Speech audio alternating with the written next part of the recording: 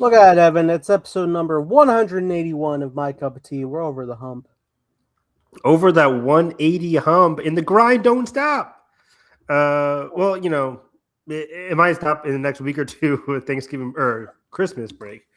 Because I got a lot of shit planned, but otherwise, it's crazy, Nathan, how we're near the end of the year. I wonder if you could look up.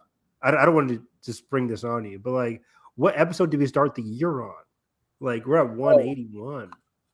I Okay, wonder what did we start January on? Like, I think we did a lot of podcasts this year because this was a big year for like TV. Like Nathan and I were talking about in the pre-show, talking about like Last of Us season 2.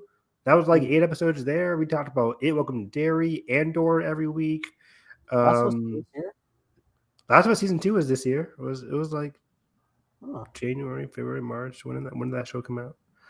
I've honestly we've re-entered the Spider-Man No Way Home era, and the fact that I always have a Spider-Man thumbnail. I love that. Yeah, I think is there a Spider-Man updates today? I think there might have been something that I saw on the Twitter sphere about Spider-Man Brand New Day.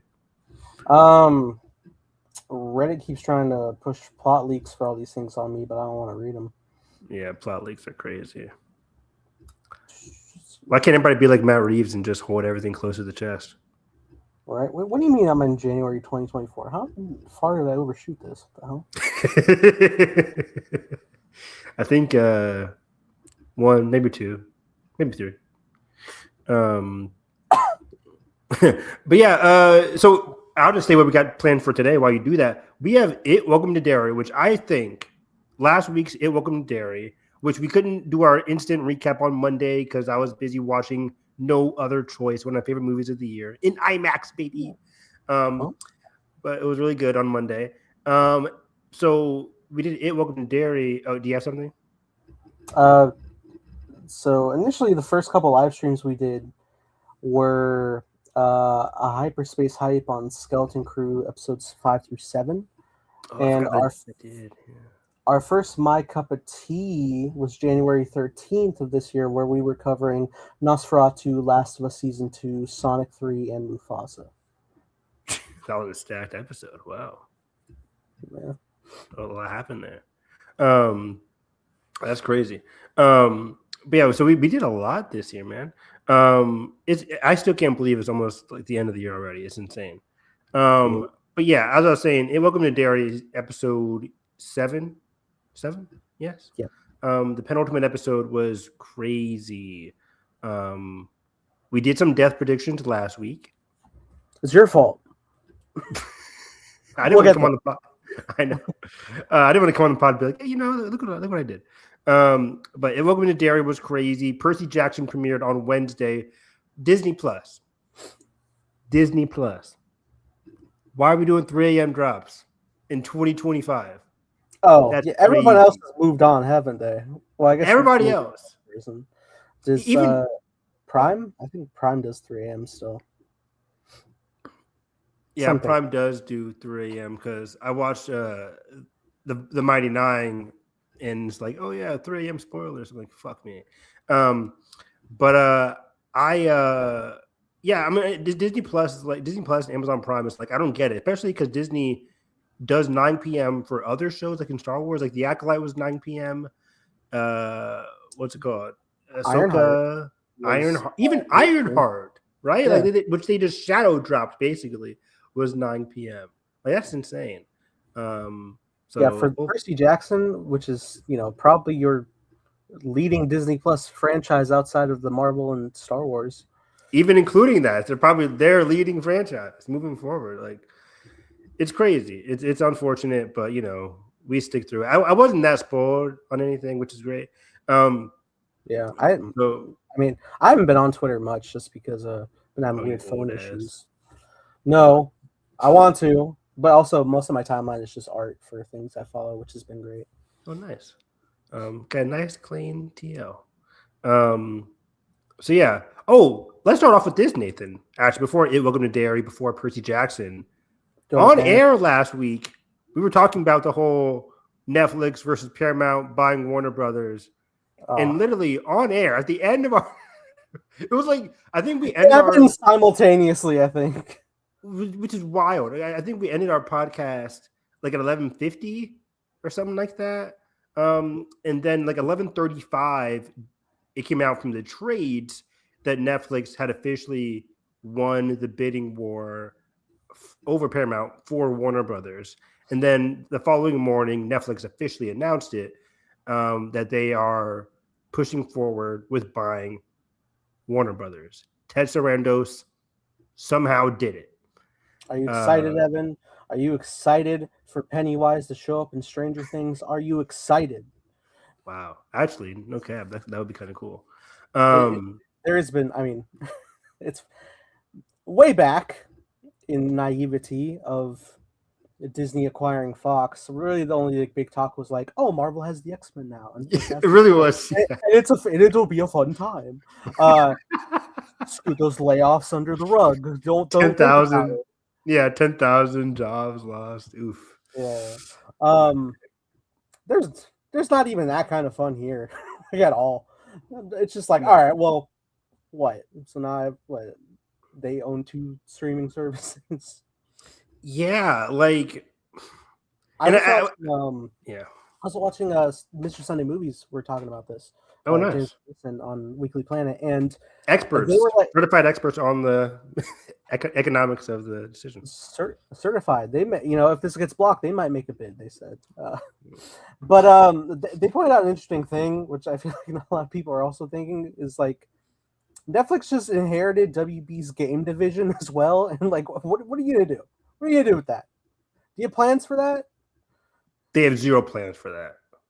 And I think it came out a couple of days afterwards. That's funny that you brought that up because I think maybe it was after their podcast, but it was like last Friday or Saturday. Somebody brought that same thing up. Like, what happens to WB Montreal, which is like their games division?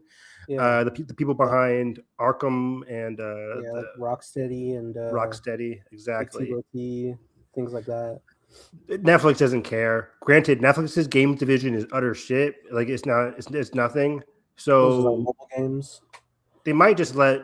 I don't even know if they care about it. I mean, I think they buy it, but like when Netflix bought Warner Brothers, they're not including certain things. So like, for example, like we talked about the Poison versus the other Poison, which was Paramount. And if Paramount was to buy Warner Brothers, Paramount was going to buy everything. And I think for this one, Netflix is buying WB film, TV assets, and I don't even know if they bought the game assets. But they primarily did film and TV, and they didn't do the whole discovery aspect where Paramount was going to buy everything, including the news division, which Netflix was like, well, we're not doing that. So that was kind of like the main thing, because like if Paramount bought Warner Brothers, it'd be like 2 huge media empires coming together, which would be awful. People in our group chat, like Alden and them, were talking about like how like Paramount is kind of worse because if it would be like either we're getting less theaters with Netflix, which is we'll talk about that in a second, but like Paramount buying it would mean just like state controlled media, which isn't great. And great, I made the case that like, well, Trump's not going to be president forever, right? He'll be out of here in 2028, but his influence was still right. Like, but his influence will still stand in his like media shit, right? So that was just very bad. But either way, Netflix is also just very bad. Specifically in regards to theaters. That was the main question. Like, what happens to theaters? Like, is Batman 2027 going to be in theaters? Yes, it will. I don't think Netflix is that stupid to just be like, Superman, Man of Tomorrow, see you on Netflix day in, day out, like day and day. I don't think they're doing that. But how long will the run be? That's the question, right? That's the question, because like Netflix isn't stupid. WB makes money, as we saw this year. They'll put it out in theaters. But like Nathan said, how long? That's the question. Because they said or Ted Sarandos was just like, audiences, the 45-day window is outdated. I'm like, 45-day window is not even outdated. That's objectively wrong. It's updated because it used to be 90 days until literally until like 4 years ago, but just with COVID. We used to be a country. Like 90 days was the norm, and then 45, COVID gave people the permission to do 45, 30 days, or even 2 weeks. Like, some movies, like if they're not big movies, I'm trying to think. Well, you guys know certain movies where they'll come out in theaters, then like 2 weeks later it'll say digital, like the $20 VOD. That's still probably going to be the case. And for Netflix, instead of it being wait, what? Even like 10 years ago, Force Awakens came out. Yeah, it didn't come out on Blu-ray until April. Yeah, definitely April. So that had like what 36? Yeah, that was crazy. So, and I think Disney is one to still continue to do big windows for their big tentpoles, right? Like Avatar is going to be in theaters for at least until maybe April, March. What's Zootopia? Zootopia is going to be in theaters until probably February and March. So it's crazy. Warner Brothers just had F1, which came out like in June or July, and that was in theaters for a very long time as well. Granted, they had like an Apple deal thing, but F1 just came on Apple TV just like the last week or so, and it's been in theaters for so long. And then, of course, Sinners had a record-breaking run. Mission Impossible has a long run thanks to Tom Cruise's contracts with Paramount. So it's just like it's really unfortunate that we're at minimum 2 weeks, which is just crazy to think about. Like 2 weeks and then Netflix. Oof. Because I think 45 days is a nice middle ground. Most of the movies make their money in those first 45 days. Everything else after that is like the last 15 or 10% of their final grosses. But like if 45 days gives you, in my opinion, 75% of the movies gross, if they just cut it at 2 weeks, that's like half of the money just being cut from the theaters and from actors and from studios. It's crazy. Yeah, and I would also hope that they would keep in mind that you also have a monetary asset of holding off of putting to streaming and just letting it sit on VOD for at least like a month. So you have like people who want to watch at home, at least they're paying for that so the movie can profit a bit more before you're just like a part of the subscription service. Yeah.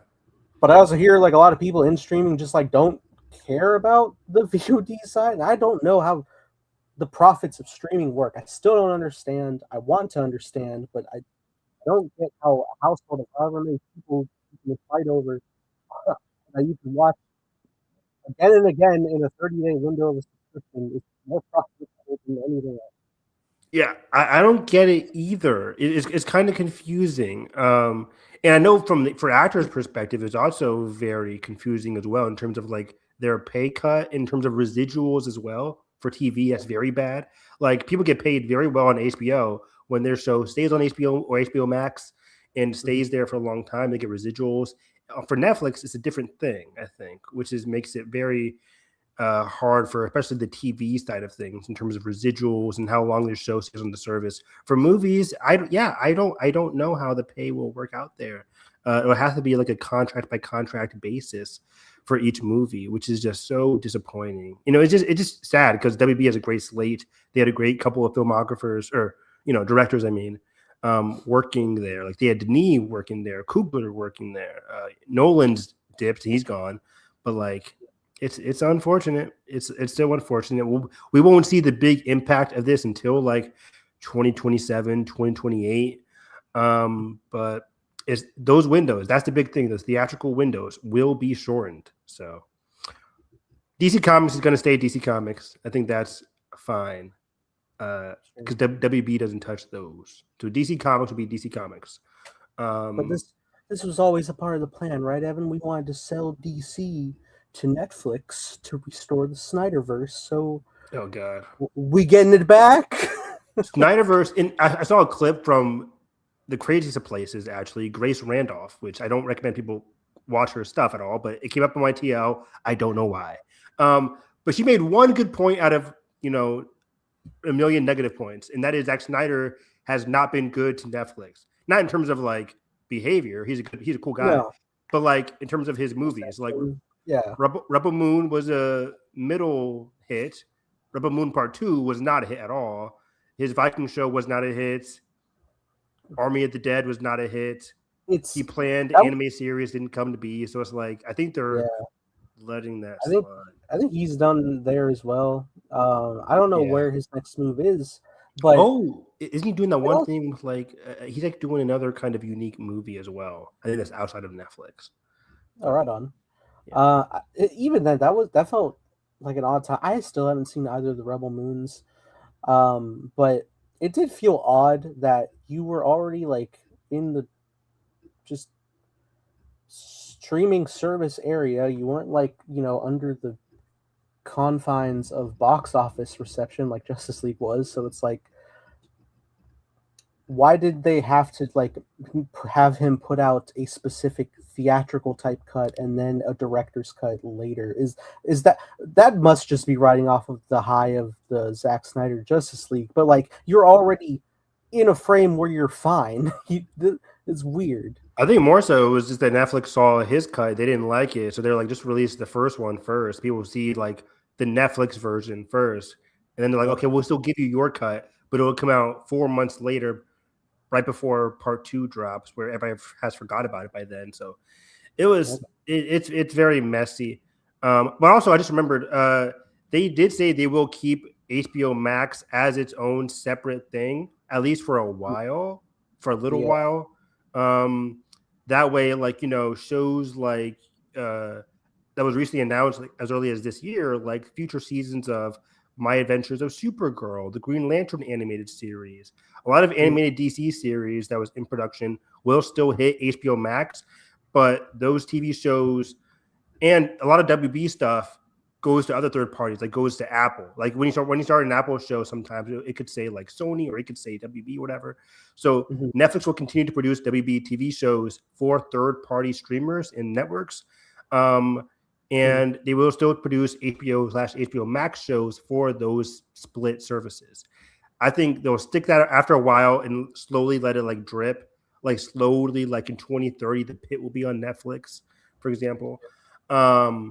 Like it'll be a while before that eventually becomes one whole thing. Kind of like how you can still have Hulu, but if you open up Disney Plus, you still see some Hulu products on there.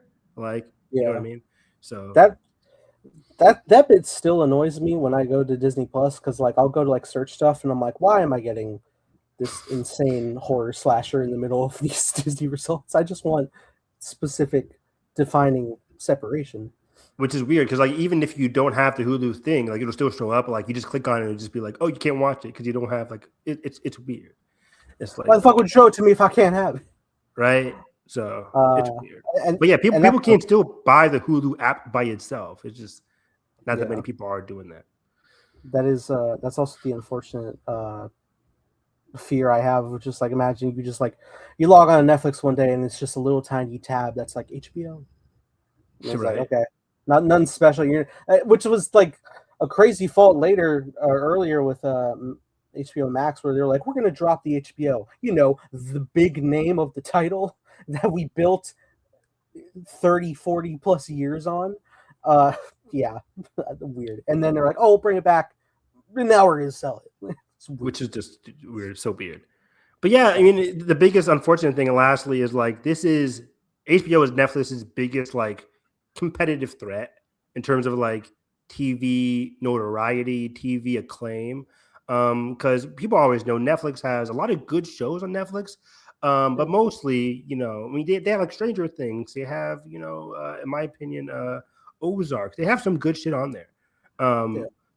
They also, cancel stuff fast. Yes, yeah, cancel stuff very fast and willy-nilly.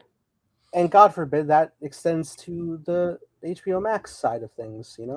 That would be unfortunate, for sure. And especially because, like, the HBO numbers and stuff like that. Like, how does that count? The weekly basis. How is the weekly shit going to count? They're going to have to make that money back somehow. So maybe start getting to some physical media releases would probably be a good idea. that's the thing. I don't think they're going to get into physical media. That's the big thing. It's like start buying as much physical media as possible because Netflix doesn't do physical media. You can't buy, unless, correct me if I'm wrong, can you buy physical media of even Stranger Things? Is that a thing? I think they did the first couple seasons Okay. in a stylized VHS package because it was so big at the time and physical media was still a bit more prominent pre-pandemic. But otherwise, they really don't. Okay. That's a bad thing. Like, unless your movie is like Criterion, you can get Marriage Story, you can get Del Toro's Pinocchio, but like I think you can get the first couple seasons of Daredevil on physical. Daredevil was, Steelbook. yeah, that's true. That's Yeah. it though. Is that Maybe a recent, by Jessica the Jones. way? No, I don't think so. I think those were Okay. like pre-transition to Disney Plus and whatnot. Okay. So yeah, so it would happen here and there, but like not overall. But yeah, Netflix buying WB their biggest competitive threat is very disheartening because I love HBO. HBO just released like their 2026 slate, which is huge. Yeah. I always heard the longest time that Netflix was in debt. So I wonder how they were able to pull this off. Ted Sarandos did some stuff. And I think this helps them out of a little bit of debt, but like I'm not an economics person, so I don't want to speak on the matter that specifically. Is money real? Yeah, for these companies, like billions, millions, billions, and whatever, it's like hard to track. I know like all of like the world's digital counted money does not equate to the physical paper money that exists. Like we've well exceeded that. So it's just weird. It's very weird. Let me see if I have any other Netflix stuff going on. I think I had heard James and Mason also mentioned like if the deal doesn't go through, for some like technicality of like making a bid, but then it's not able to go through, I think Netflix still has to contribute to WB $5 billion. $5 billion. Yeah. Which like in the grand scheme, whatever. Yeah, pocket change, but it's gonna go through. I mean, it's gonna. They're gonna try to make it go through. You know, regulators are gonna get in on the matter. SAG. SAG is like holding off. The Screen Actors Guild is like holding off, but the DAG, the directors or the DGA, the Directors Guild is the one that's like really gonna push. Nolan, is really the one who's gonna like push to get some information about this. The impact, the after effects. I think they're having talks in January. Yeah, so we'll see on the matter there. I think it's just these things. People said the same thing about Disney and Fox. Like, oh, they'll get like regulated. It'll get stopped. It won't. I think the Paramount one, ironically, would have an easier time getting stopped than even Netflix. They came out first 2 seasons and things as Target exclusive, but they were very limited. I think they used that excuse to not release the rest. Interesting. Okay, yeah. On the DC side of things, Gunn and Saffron are extended to spring 2027, staying as CEOs of the DC side of things. Kind of like in the discussion right now of Netflix and theatrical releases. I did bring up, I think last week, that they're doing the finale of Stranger Things in theaters. Even in my theater, Evan, I am shocked how many showtimes have been added for that. Like not just for like the night of, like the following day, there's like well over 30 showings. That's crazy. The entire day. Like every 30 minutes of the hour is a showing for the finale of Stranger Things. Like it is, and they're all selling pretty well. And like my theater doesn't, usually it takes like a big movie or something to like have that effect. But like the fact that it is, it's like, okay, Netflix, you see like the quality you have and the power of the sales coming. K-Pop Demon Hearts, both releases did very well. When you let me see a Knives Out mystery, I'm there. Like, please do more. It's crazy how much Knives Out was selling now in like your local indie theaters, or if it was lucky enough to go to an AMC, how much it was selling out there. I know, at least for Cincinnati, Ohio, like there was no AMC willing to do Knives Out, but like the other theaters have sold out screenings whenever Knives Out was available. So yeah, I'm curious to see how much Stranger Things does. I know Netflix isn't going to release the profits, but that'll be interesting to see. And then how much, especially the big one is Narnia next year, which has like an IMAX exclusive window for like 2 to 3 weeks before Doomsday and Dune, at least where Dune is now. So it's going to be interesting to see what happens there. Totally. Yeah. So it's very horrible news. We don't know. It's very unclear what's going to happen until it happens. But again, I think we're looking at 2027, 2028 to see some major sad after effects. I've been seeing a lot of just use of Succession clips for all of this discussion, and that's not a great sign. When it especially with like the Ellisons, the people in charge of Paramount. He was like, me and my dad really like Netflix. Me and my dad really have a good thing going. You should really consider us instead of Netflix. Really, come on, Paramount, please. Like Ellison was sending David Zaslav a text saying like, we can work something out, please. It's like this guy. He reminded me of like a worse Kieran Culkin from Succession. James Mason had a hilarious joke with Ted Sarandos where he's quoted like, I have such fond memories of going to the movies when I was younger, and they were like, yeah, but I don't want that for you. That dies with me. That's hilarious. Yeah, it's wild. It's wild. Like the future of movies is not watching it on your laptop or TV at home. It's just not. I think this year, like, evidence of that. Paramount still has Ninja Turtles. Yeah, we talked about that last stream where they wanted Sonic-Fi. Free my boys. Yeah, I'd send my piece on that. Not to say like Paramount's making bad Ninja Turtle stuff. It's just they want to make kid-friendly Ninja Turtle stuff, but they make new animated versions every single time that are always in line with that are all great. You can take the risk of like a live action being a bit more adult edge and you'll be fine. For sure. And it's funny because Paramount came out with an article, I think, later on, not Paramount itself, but like articles were talking about Paramount saying Paramount wants to focus on a limited number of like family-centric movies that are guaranteed to make a hit. And it's just like, they're not taking any risks. The studio isn't taking risks. Like if it's not Mission Impossible, Star Trek, Ninja Turtles, the big IP is just like, what's Paramount doing? Which is unfortunate. So okay, let's talk about something great here. Welcome to Derry, episode 7, the penultimate episode. In just 2 days, we'll get the end of it. Welcome to Derry. And Nathan, this is a series that has become pretty dang great. Pretty dang great, if I do say so myself. I think we'll get into some of the things that's like stopping it from being fantastic, even though I think this episode was fantastic. I think there's a consistent thing about this season, which became apparent at the back half of this episode with the military stuff. Like certain creative choices where I'm just like, man, like this show could have been 9 or 10 out of 10. Yeah. But I think I'm sticking to like an 8 for right now. But like we'll see how the finale goes. But like just to get it out of the way, I know that was heartbreaking.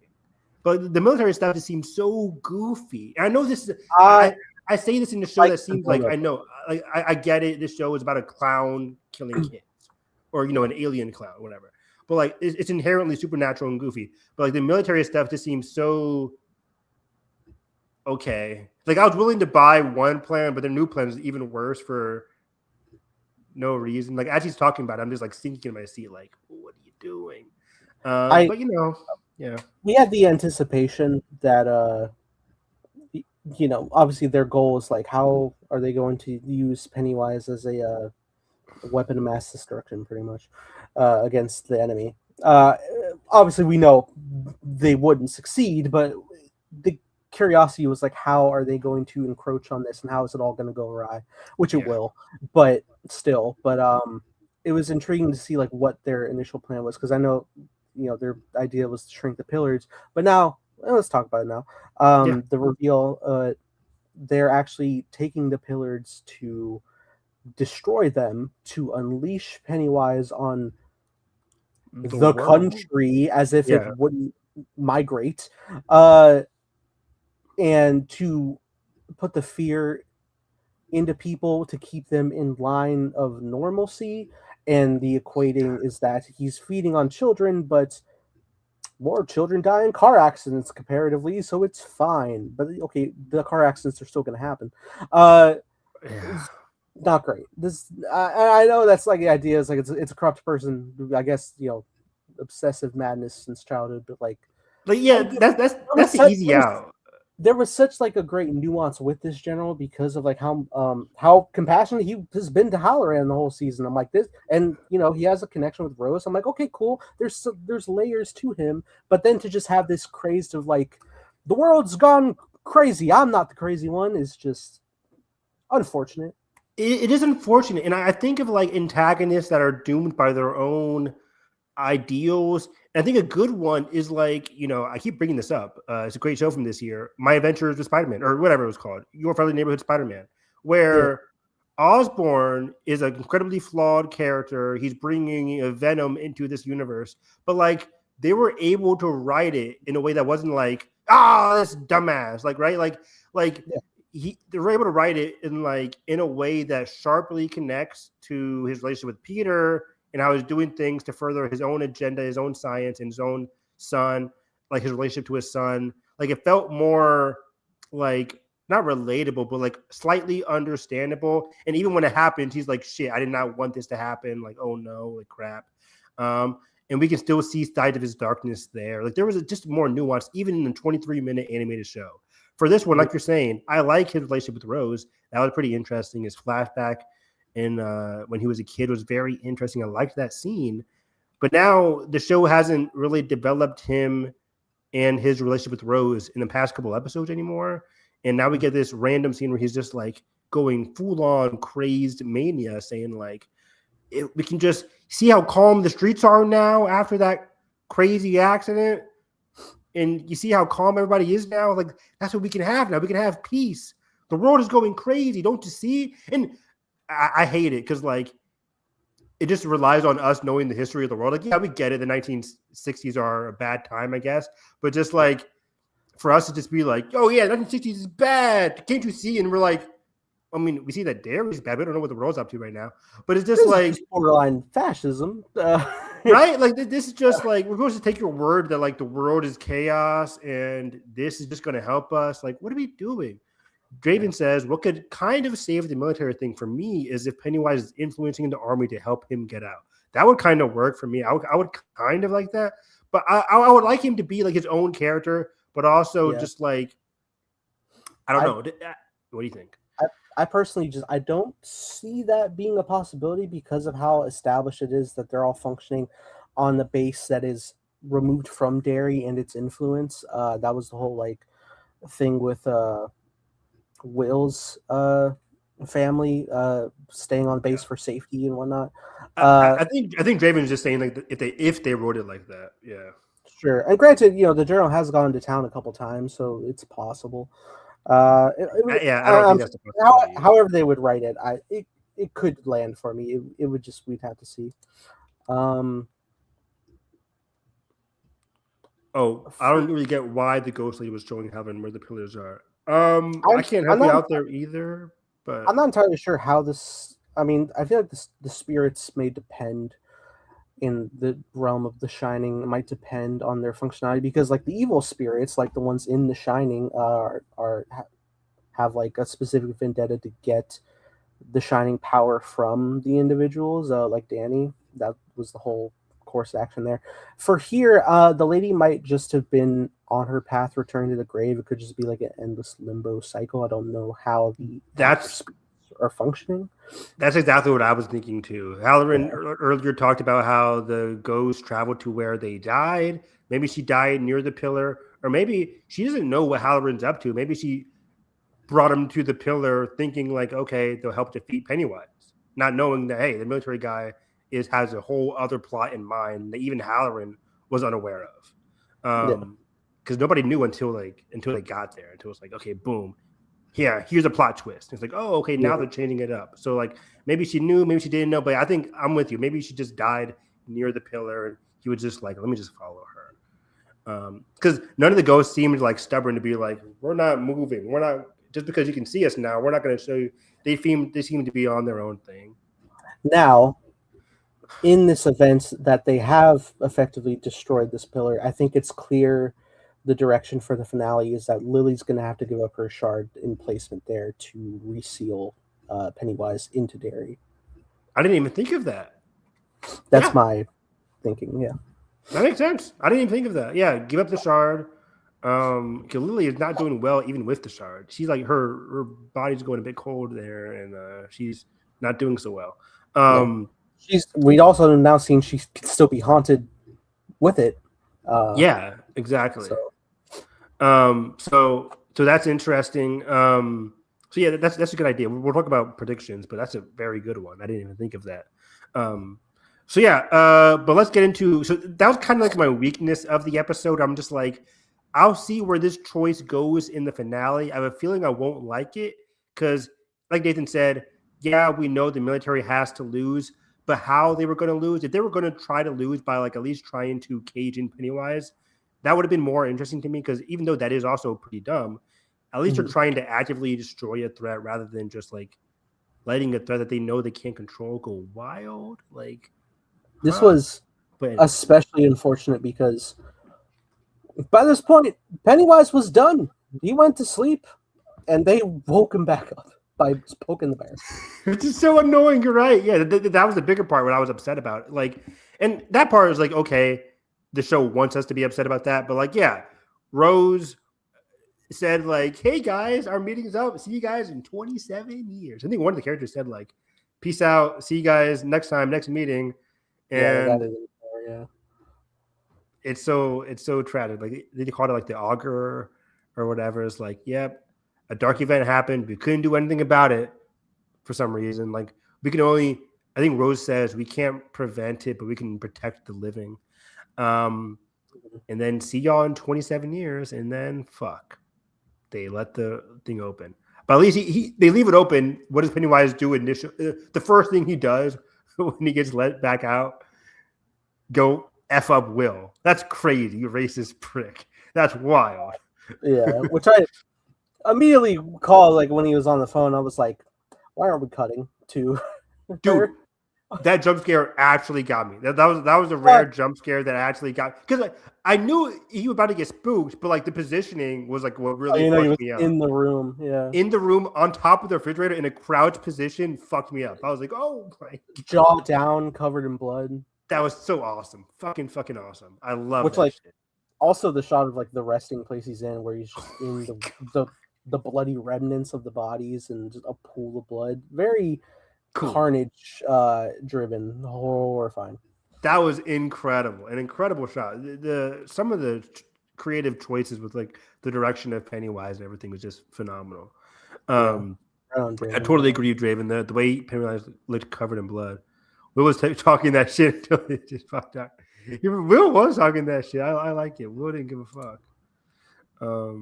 Because that was amazing. But yeah, like Will and the kids had the best scenes of this episode. Some of the best shit I've seen all year, to be honest, was in this first half of the episode here. I loved everything about it here. Starting with the 1908 flashback.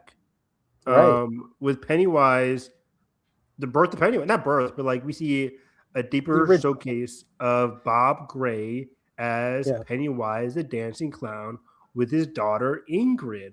I think Bill Skarsgård was really excellent here. Really portrayed himself as like a humble, flawed, weak father, but still loving father to Ingrid. Was really special, was really sweet. You could tell he liked the kids. He was kind of exhausted and tired from his job, but I think they really nailed that overall exhausted portrayal of Pennywise. Yeah, he's someone who comes from a circus background who has clearly been relegated to a much smaller show, but he misses the size of the crowds that he was able to bring joy to in the circus. Exactly. Able to draw kids in. And what's so ominous and very cool was that Pennywise was a kid. Like in this case, in this one single case, Yeah. but like the fact that he was a kid and drew in an adult in a show that has been predicated upon kids being drawn in by adults, right? It's very Yeah. interesting. I love the moment where the kid's like, the children seem drawn to you, and Pennywise there's like, it's a weird thing for a kid to say. What an odd thing for a fellow to say. Yeah, the kid seemed drawn to you. I'd be like, okay, kid. Anyways, move along. All right, I'm going back to the show now. And then Pennywise basically just like snap. Let's hear a girl screaming randomly, and it's like, oh shit, what's going on there? It's like she might need our help. It's like, oh fuck, like what a haunting portrayal. The shit was funny before that though, where he was like, "Can you help me find my parents?" No. Can't you see I'm busy? No, yeah, the voice is so fucking great. So Like, good. no, I'm good. Like, yeah, you can help him out yourself. Oh, that was funny. Bob Gray, rest in peace, man. You're a good father of the year. But your daughter has unfortunately lost. Your daughter is a bit insane. She's a load of barnacles. Losing both parents is terrible.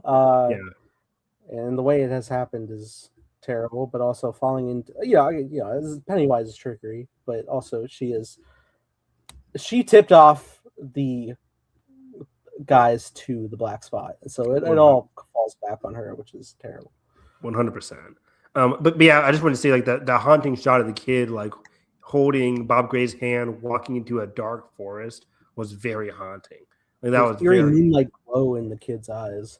Yeah, very eerie. By the way, I love what the show does with Pennywise's eyes, right? Like even as a kid, like you see that sharp yellow eyes, and then especially when he's like full on evil Pennywise, like the yellow eyes are so they stand out so well. She'd be almost door dashing people to Pennywise for real though, for no reason.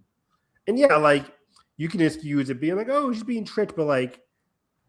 Your father eats people. Like how long until you realize? Well, we see how long until she realizes, but like, what gave it away this time? The cleaver? Like, come on, your father was killing people for a long time now. You crazy Ingrid. And she could have also. She just didn't press. She also could have walked away. She's like, "What are you?" It's like, all right, well, yeah, go. Here we go. The voice is so fucking perfect. Like, oh my god, I love it so much. Like everything about Pennywise in this episode was S tier, like fantastic, no notes whatsoever. This was want Bill to remake the first two movies just to see how much better he is now, right? Because that's a good point because like he was excellent in those movies, easily the best part of those movies, in my opinion. The cast was good too, of course, but like. I think Pennywise was just such a haunting, eerie, dark portrayal. In this show, he's able to stretch his legs a little bit, show more range via playing Bob Gray, see what he does in other flashbacks, and then see what he does to this specific cast. And I really like his interactions with Halloran, too. It's like, oh, they see you, too. It's like, oh, it's so great. It's so good. God. He just gleefully like just eating, and then he sees Halloran just like, oh, they see you, buddy. They see you too. It's like, oh man. This is such a great bit with Pennywise being like in the mind of someone who is kind of psychic because there, the elements of the book that's often cut in interpretations is like they have often Bill. Both when he was young and an adult, has like this mental battle with Pennywise. That's like long page descriptions and whatnot, and it's kind of hard to just adapt that in the flow of the horror story. But with someone like Halloran here and telling the story gives you an opportunity to play with those elements in such a creative and fun way. For sure, the way Pennywise interacts with like the ghosts is very funny. The way he's like just continuing to F with Halloran is just wild. Imagine this Pennywise versus Art the Clown. Art the Clown's getting his ass kicked. I don't care what kind of freaking hellhole you crawled into. Art's gonna win. I told you. I mean, he's a demon. He has no fear. he'll win. He'll always come back. Is he on demon time like Pennywise is? I mean, look, Shard uh, for art. Maybe they work the same. Maybe, yeah, hopefully. But yeah, Pennywise there. Also, like in his conversation with Ingrid and her husband, I forget what his name was. Stanley. Asshole. Yeah, I have it right here as asshole. He like, go back in the house. You better be cooking me a meal when I get back, or whatever it was. After I just finished killing, 20 or so black people. Wild. Hilarious timing of the car breakdown. I'm just like, nah. That was perfect. I was so happy.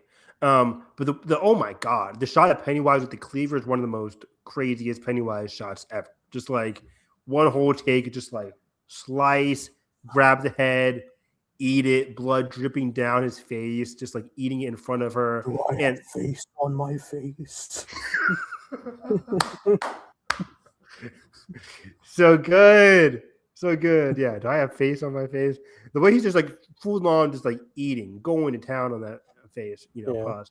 But like that was very into funny. A tooth, and I was like, oh. And I love it's become a meme now.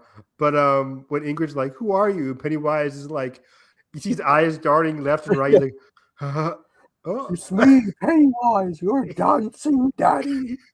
I was like, "Am I going to do it? I'll do it." Please, Nathan's killing it with the Bill Skarsgård impression. I'll do everything but the drool. 10 out of 10, no notes on my part. You just reminded me the dancing daddy bit was fucking hilarious. Dancing daddy. Then his eyes darting. He's like, I hate him. Like, it's just so perfect. He still lives in me. I was surprised, like, how willingly Pennywise was like respectful in the sense of like, you brought me these victims, cool, good job. I'm gonna go rest now. I'll leave you be. Genuinely surprised he has that, not compassion, but like that, like mutual understanding. Yeah, he probably thinks of her as nothing but a peon, but he's just like, hey, she gives me food, I'm good, peace out. Which is crazy. Yeah. But yeah, she fights. She not fights. She realizes that it's not her father. She steps away, but then he hits her with the deadlight. I thought she was a goner, but she hit her with a deadlight. What does this mean, Nathan? She could. I think she'll be in the finale. I don't know to what degree he's using. I know he used deadlights, makes people float, and we saw like a sea of children floating under the sewers in the movies, but they were all dead by that point. So I don't know if it's just like a I'll save you for consumption later type of deal, or what it'll be. I wonder if we'll get ahead where the kids try to confront him again, and then she's there. Well, we know they'll have to because Will was taken, so maybe they'll all be there in tandem. I don't know what the effect will be. Maybe we'll get a self-sacrifice situation from her to just like, it's like, okay, right on, she's gone. Pennywise will keep using her image by chapter 2, as we see in the story of her father, but otherwise I could see that being like the really only out, because there's no, with what she's done, you can't really go on living after that. Yeah, good point. And yeah, just a reminder, like, so the 27 years later, now that he's technically full, his capture of Will bodes well. We know Will has plot protection, but like, it bodes well in the context of this story and this specific narrative, because like he can't instantly kill Will, right? You're like, he's just gonna keep Will for later, you can assume. Maybe. I mean, he may just like go for it. I think. It's probably he's probably going to use Will as a trap to get that shard away or something, so that since that one piece of barrier is now open, maybe Pennywise is planning a greater escape. I don't know. The Great Escape, featuring Pennywise. But yeah, we see the tense confrontation between the white people and everybody at the black spot. They're looking for it was not Leroy, Ronnie's dad, right. Hank Grogan. They're looking for Hank Rogan. They're like, we're not going to show him. They all draw guns. It gets crazy. Hank reveals Had himself. Hank not revealed himself, would this have gone okay? No, they were there. They knew where he was. Sure. Um, It is wild to we're gonna burn down a room full of military personnel and assume we'll be fine. I mean, granted, it's the '60s. There's no detailed CIA, but and but the military comes in for cleanup, but really we hear in the news. It's like the news kind of tones it down, saying it was an electrical fire and that there was no repercussions or anything. They say rest in peace to the fucking Stanley guy, the butcher. Rest in peace, Stanley. You made a good ham or whatever. Yeah, there was that. I think they threw the victims under the bus. It was it was an illegal rec center type deal, and I think the only plus out of this is I think they were able to fake Hank's death because of the remnants of his clothes. Yeah, that was the only plus. But we lost. I think they said 27 black people died there. 27 deaths, mostly black people. Which is so sick and unfortunate. This was it was gnarly. Just the entire scene was very well done, very well shot, but just an emotional roller coaster, hard to watch. People were literally burning on screen. Marge catches fire for a little bit. Richie's there to help. It's so.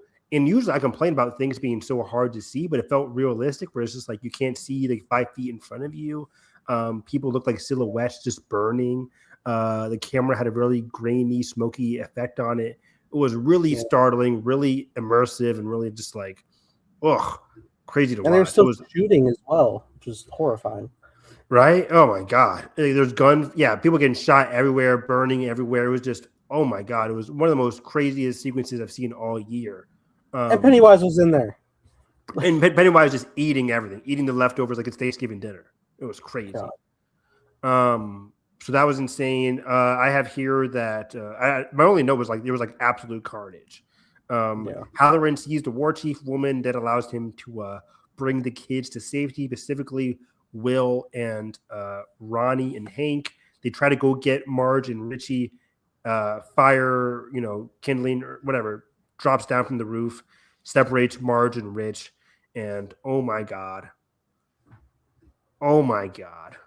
that scene with Marge and Richie, I was not prepared. What the fuck, HBO? What the fuck was that? It's not fair, Evan. It's so not fair. I clearly cried, and the episode, rightfully so. The episode takes multiple scenes to mourn Richie, and I cried at all of them. I teared up a little bit too. That was.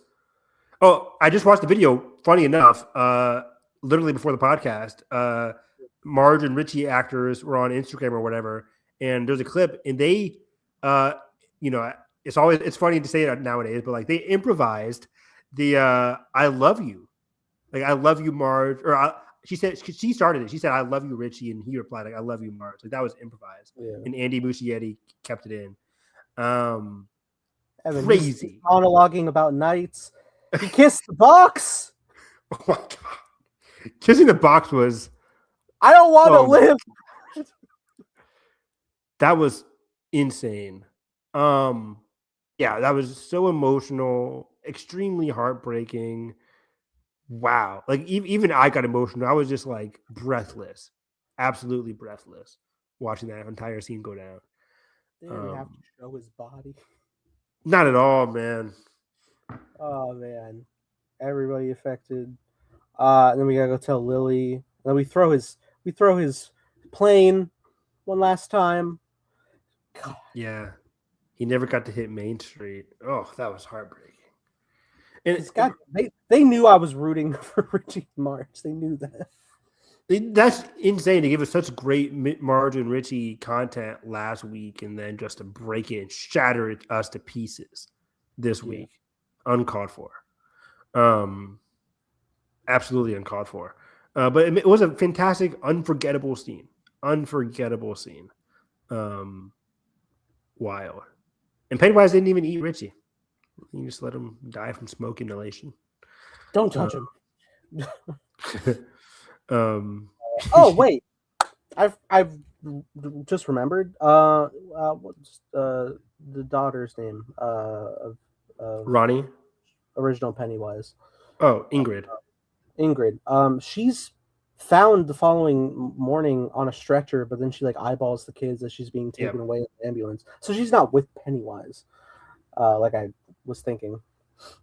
Oh, I thought you were saying. I thought your theory was just saying she makes her way there where the kids are.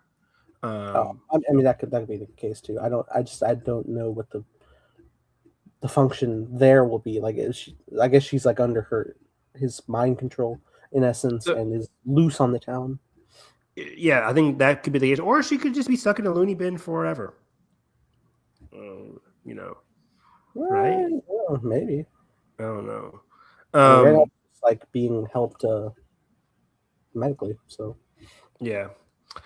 So yeah, that was just wild. It was very unfortunate, very sad, but just phenomenal filmmaking from Andy Muschietti all the way around this entire episode, which is great filmmaking. Everything with Pennywise was incredible. Bill Skarsgård, as always, perfection. So yeah, we covered about everything. Hank is in the wind now, makes his way over to Will and Charlotte's house. Charlotte gives him a military costume. Like, I can't be seen in this or whatever. She's like, you're a black guy in a military costume. People don't know. don't know the difference. Yeah. Rose comes in as help for what again? I think to get him across the border. Okay. Yes. Thank you. Yeah. Rose comes in to help him get across the border. Because they're trying to get to Canada, right? You're going north. So we'll see where that goes. But with Will being taken, it's going to be every storyline is going to be about like the kids are going to try and rescue Will, and Charlotte and Leroy, his parents, are going to try and rescue Will too. I think all the storylines are going to be all about trying to get to Will, and at the same time, maybe Leroy, now that he understands that the military is going crazy, is going to take it upon himself to cage in Pennywise. And I think, like you said, Lily's crystal shard thing is going to be the key to putting the lid back on the box. Especially when Rose finds out what's going on. I think Rose is going to figure it out because I think her son or her nephew saw the military taking the shard back to base, and he went to go tell Rose that. So we'll see what he tells her. But I think pretty early on, we're going to know what Rose's plan is going to be to help cage Pennywise again. Is Rose in the movies, by the way? No. Okay. She's already older here, and it'll be another 27 years on. I don't think she's popping back in. Okay. Do you think she could die in the finale? I guess anybody could, other than Will. I hope not, but we'll see. I don't think Lily dies either. I think Will, Ronnie, Lily. I think all the kids are fine now. We lost Richie. I think they're fine. I say that now, but watch one of them die. Do you think Hank lives and Ronnie moves away from Maine, and so her and Will don't get to be the thing? Or do you think something happens to Hank, Ronnie and Will end up together here? Great question. I don't know. I think you're kind of right. I think Will and Ronnie have to get together and stay, right? If they have their son. I think that's a bigger question. Is like, do you think at the very least Will have the assumption that Pennywise is defeated forever, and that's why he stays around Derry? Because his family is in Derry come the next movies. I think so. They'll probably have the misconception similar to It Part 1, right? They thought they defeated Pennywise. Yeah, but they also like planned to come back if he returned, and virtually all of them but Mike left. True. So scratch that. But maybe Rose sacrifices herself. They think he dies. They think he's like defeated enough that they stay. But yeah, there has to be a reason that Will stays. Will's going to be staying. He's not going back. At least that we know, right? Like if his family, if his lineage continues within Derry, I wonder what happens. Because like, yeah, Leroy and Charlotte are all planning on like one last mission that we're going back home. But like, now that Will gets taken, I'm worried about his parents. We'll see what happens. But yeah, I don't know what's going to happen there. But I just keep going back to your theory that I love. I think they're going to really use that one random shard to put the cap back on Pennywise. But the preview looks really intense and really the scale of this, I don't even know. That's funny. This was the week I still didn't watch the preview, but I watched the behind the scenes of the episode. Oh, nice. Was Andy just saying like I did a great job? Yeah, everybody said that. But also like the actor for Richie was just like usually I have like a lot of fun when I'm on set, but that day,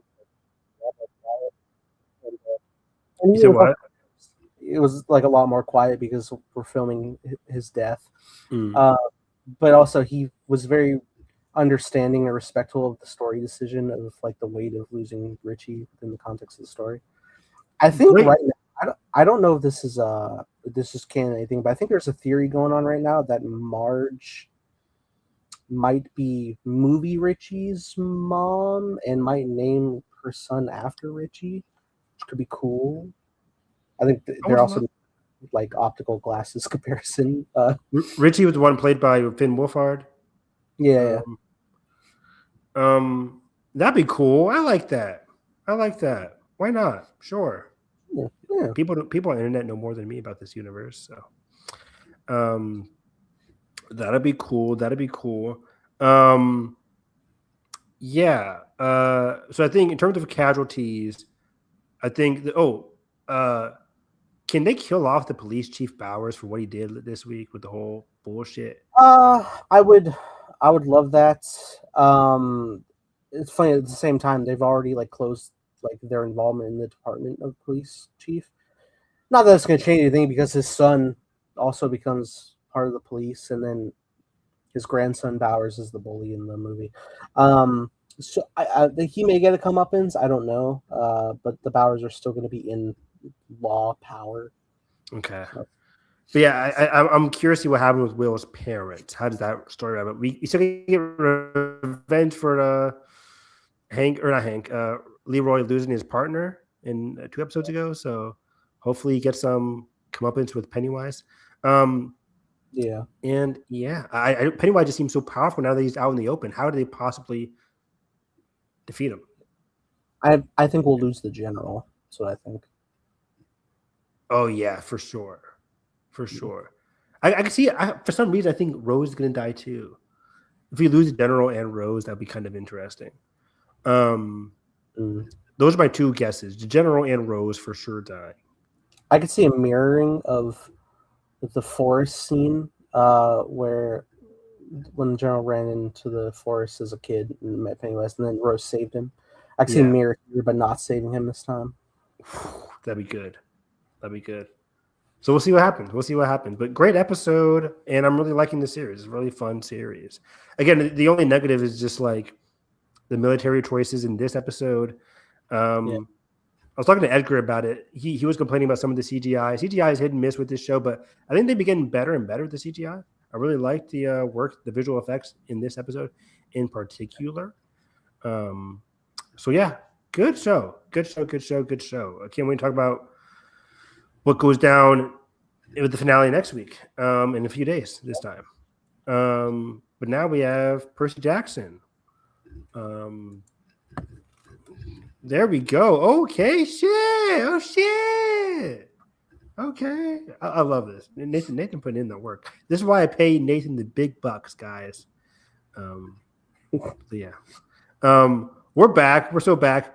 I started reading the book Sea of Monsters, which this season is based off of, last week, but I have played myself because I have not finished the book. I'll probably finish the book. Don't hold me to this. in a few days. I'm like a little bit halfway through. Okay. I'll see how far I get tonight. But I'm liking the book a lot. I remember Sea of Monsters not being my favorite book. I think it's my least favorite book, but it's between one and two. Okay, I think 3 through 5 is when Rick really hit his stride. It gets darker.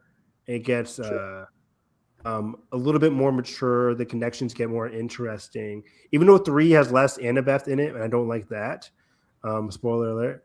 But like, I really like book 3 a lot, and then Battle of the Labyrinth is 4. Then the finale is 5. My favorite one is the 5th one, the final season. Which is funny because Arian, the guy who plays Grover, said he wants the 5th book to be, or the 5th season to be split into 2 parts because The Last Olympian is a longer-ish book for kids, and there's a lot of battles and shit. Anyways, would you want the like additional material in the Percy Jackson world to also be adapted? Oh yeah, I think Disney's there for the long haul, and I want them to do the sequels, the Heroes of Olympus, which goes into like the Greek gods, or not Greek, the Roman gods, the Roman versions of these gods. You know what I mean? So like, hey, Jupiter, Gaia. Towards the end. I mean, is Jesus out there? There's a lot they could go into because Rick Riordan published 2 more books. Take place with Annabeth and Percy in college. The first, it was like The Raft of the Grail or something like that, came out last year, and then another book came out this year about like their college time. I haven't read those books, but I have them sitting on my bookshelf waiting for me to reread everything. I want you to talk to Vishnu. Him getting into the Indian gods would be really cool. But there was like a whole Riordan universe, and there's like a whole Riordan saga getting into other types of gods. Cool stuff. So that'd be really cool. And of course, the Kane Chronicles, which is supposedly bought by Disney as well, with the Egyptian mythology, with the different cast of characters.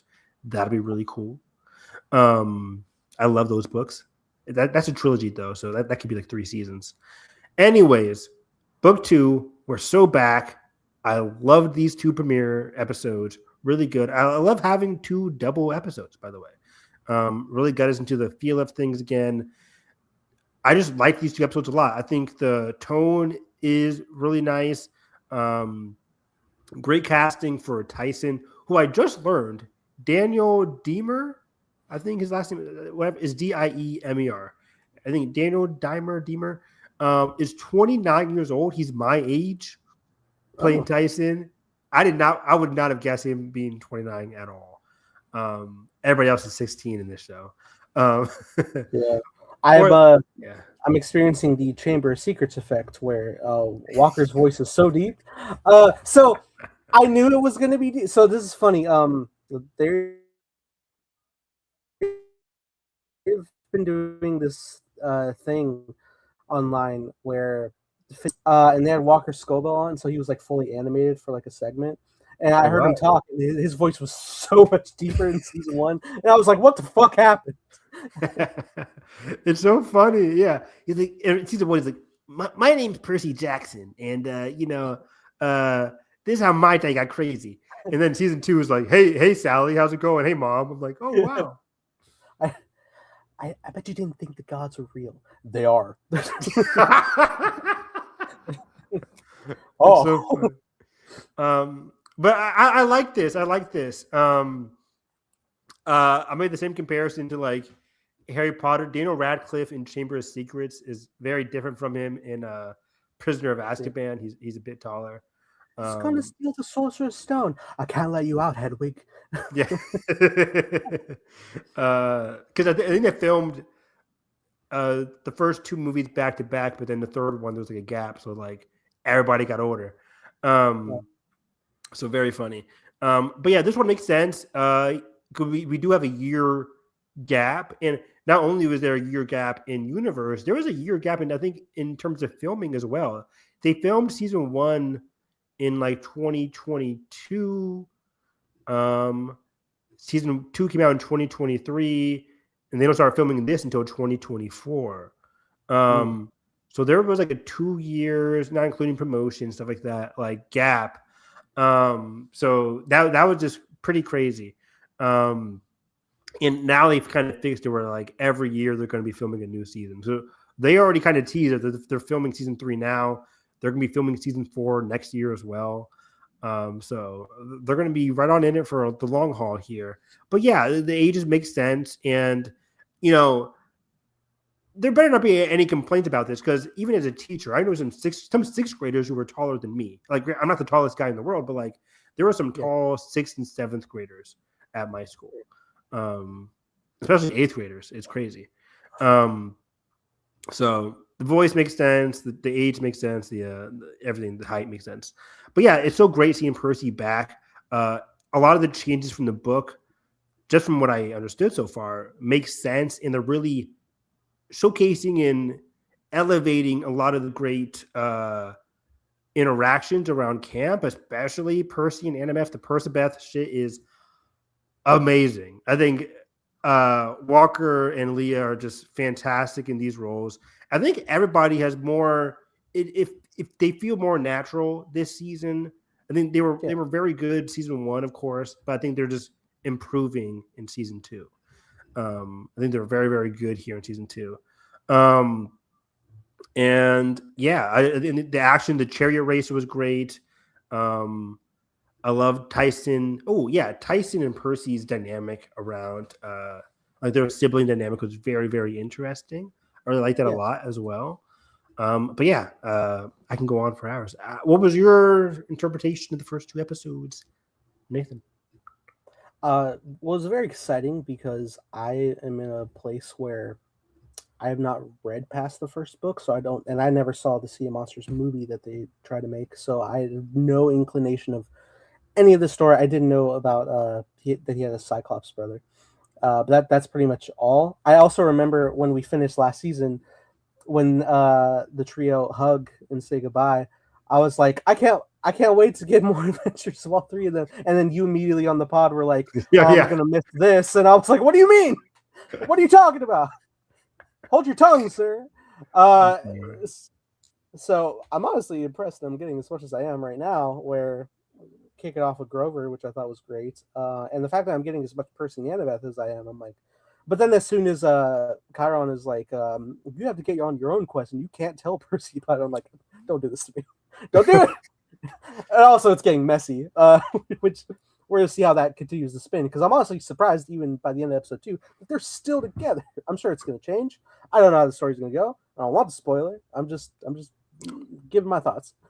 No spoilers from me. I'm trying to look for my breakdown of the Percy Jackson stuff.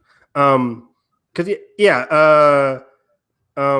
some of the what's it called book changes that I liked was that, like, in the book, and I only talk about, of course, the first episodes, but Percy doesn't know that Tyson is a Cyclops until like the 2nd chapter, when they're, because the episode's called like Dodgeball with Cannonballs, and that's because in the book, Tyson and Percy, on their way to school, they actually go to school. There's this bully, and this bully is with these Lysagronians, the people that were trying to invade the camp in this episode. I forget their name. It's a very long name. And it turns out they morph in the middle of a dodgeball competition, and they almost hit Percy, and then Tyson blocks it, and Percy's like, I don't know how he blocked that. That was crazy strange from Tyson. And whenever Percy looks at Tyson in the book, he's like, I can't look at him in the face because I see like this kind of weird thing going on. I don't know what's going on. And then finally, when they get to camp and the whole cannonball scene happens, that's where Percy realized that Tyson is a Cyclops, because Annabeth's like, Percy, look him in the eye. What do you see? And he's like, oh, wait, I see just one eye. That's crazy, Tyson. But I really love the change here where it's just like, boom, he's a Cyclops. I already knew that. We're skipping all over all that shit. I really, really, really like that. It kind of streamlines everything. And it makes sense. Percy went on a whole adventure in season 1. He can see through the mist now. He's part of the journey now. He's a full-on demigod. He should be able to see who Tyson is. I didn't even consider the idea of the mist. going into it. So I was like thinking, how does the Cyclops hide? Does he put? I was wondering if he could maybe like put on like a one lens pair of glasses that splits his eyes in two or something magical like that. That'd be cool. But no, this works. I like that a lot. So yeah, I love the Tyson stuff, and just in general, just a quick, not quick, but just like a deep overview of like Percy and Tyson. In the books, Percy, it's all from Percy's perspective, but we get more like Percy being annoyed about Tyson. He was already annoyed because like he has to take care of this bigger guy, and it's like a slight burden, even though he does love and appreciate Tyson, especially when Tyson becomes a official brother of his via Poseidon quickly granting him like access to camp, and Poseidon just like showcasing that this is my son Tyson. Tyson is a son of Poseidon. They're brothers now in a way. Really cool moment. Really great moment. Tyson just like, what does this mean? And everybody's over there ready to kill Tyson. Percy's just like, wow, I guess we're brothers now. And there's like Walker does a great job of like hinting at like a bit of jealousy, and just like, Tyson, you can stay here. I'm gonna go on my own adventure. Just like a slight burden, slight hints of jealousy. But then Tyson starts talking about like his time alone when he was homeless, living on the streets, and the Sphinx told him like about his parents, and my parents could be Greek gods, and Tyson didn't believe him. And then like trying to fight for his life, and then Percy sees some scars on his back, which wasn't in the books, and that was like, oh my god! Like you get the sense that like Tyson's a very young character. I think Tyson's like has like the mind, the body of like a grown teenager, like who Percy and Annabeth are, but like the mind, he's like 8 or 9, so he's kind of like a little brother to Percy, but just like in a bigger body. So he's so sweet and like harmless, and really wants to connect with Percy, but Percy feels like this kind of distance with him, but still loves him. It was really good writing. Yeah, I love it a lot, man. I cannot wait to see how it strengthens as it goes on. I was also taken aback to see Luke so quickly. I was like, get him, grab him. So quickly. Percy like, hey, Luke, where you going? Are you afraid of me? It's like, Percy, stop it. What are you, a bitch? Like, right on. Be well. Luke's like, yeah, I'll see you guys later. That was also new. Yeah, that's my mindset. If I were ever to get like if I get in a fight and then like somebody brings in like more people, I'm like, oh, you fucking can't handle it yourself. Just to see if like they have an ego to bear, or if I'm just fucked either way. Yeah, I like that. Luke was just like, okay, see you around, Percy, whatever. And he poisoned Talia. I say Talia. I will always say Talia, even though the show says Thalia. I don't like it. It's always Talia to me. The H is silent for me. They poisoned Talia's tree, which means Camp Half-Blood is on a ticking clock. It is weakening. I like how they showcase the lightning as well, because she is a daughter of Zeus. Again, that was said by Annabeth that like Talia, Luke, and Annabeth, when they were young, they were out on the streets. They make their way to Camp Half-Blood, thanks to Grover, by the way. Grover's the one that kind of brought them into Camp Half-Blood. What's it called? And they make a stand on Half-Blood Hill. Annabeth and Luke get to safety. Talia sacrifices herself, and Zeus makes her a tree and has her defend Camp Half-Blood, forever as a tree. But yeah, now that basically Luke stabbed his ex-best friend Thalia by poisoning the tree, is kind of like a lot of weight there for Annabeth, which is just crazy. But yeah, also Annabeth does not seem to really dig Tyson for some reason. I don't think anybody digs Cyclops at all. Yeah, they don't really dig Cyclops at all. The campers are like, we got to attack and kill Tyson. And Percy's like, what are we doing here, guys? Like, come on, he's in the camp. Like, come on, chill out. But I do like the scene where at the end of the episode 2, Annabeth comes to apologize, and Tyson's there. She's like, "Where's Percy? Like, why are you here?" That was very funny. But also, yeah, I like the cab ride scene was hilarious. Oh, this is your that's Annabeth. Oh, okay, the person that you stared at with the photos a lot. It's like, oh, the third on the right. I recognize that actress. I always blank on her name, but she's Jalen did too. I had no idea who she was. Yeah, she does a lot of comedic roles for sure, but also a lot of like voice work. She was the sister Mabel in Gravity Falls for forever. Yes, I didn't watch Gravity Falls. Me either, but I hear it's phenomenal. But yeah, she's a great actress. She's very funny. So as soon as I saw her, I was like, "You are always in these roles, and I commend you." We should commentary Gravity Falls and Has Been Hotel on the stream. Don't fuck with me. I will watch Has Been Hotel forever. I'm going to start watching it. It's great. It's been greenlit for seasons 3 and 4, and things go well. We can finish the plan up to season 5. Very exciting.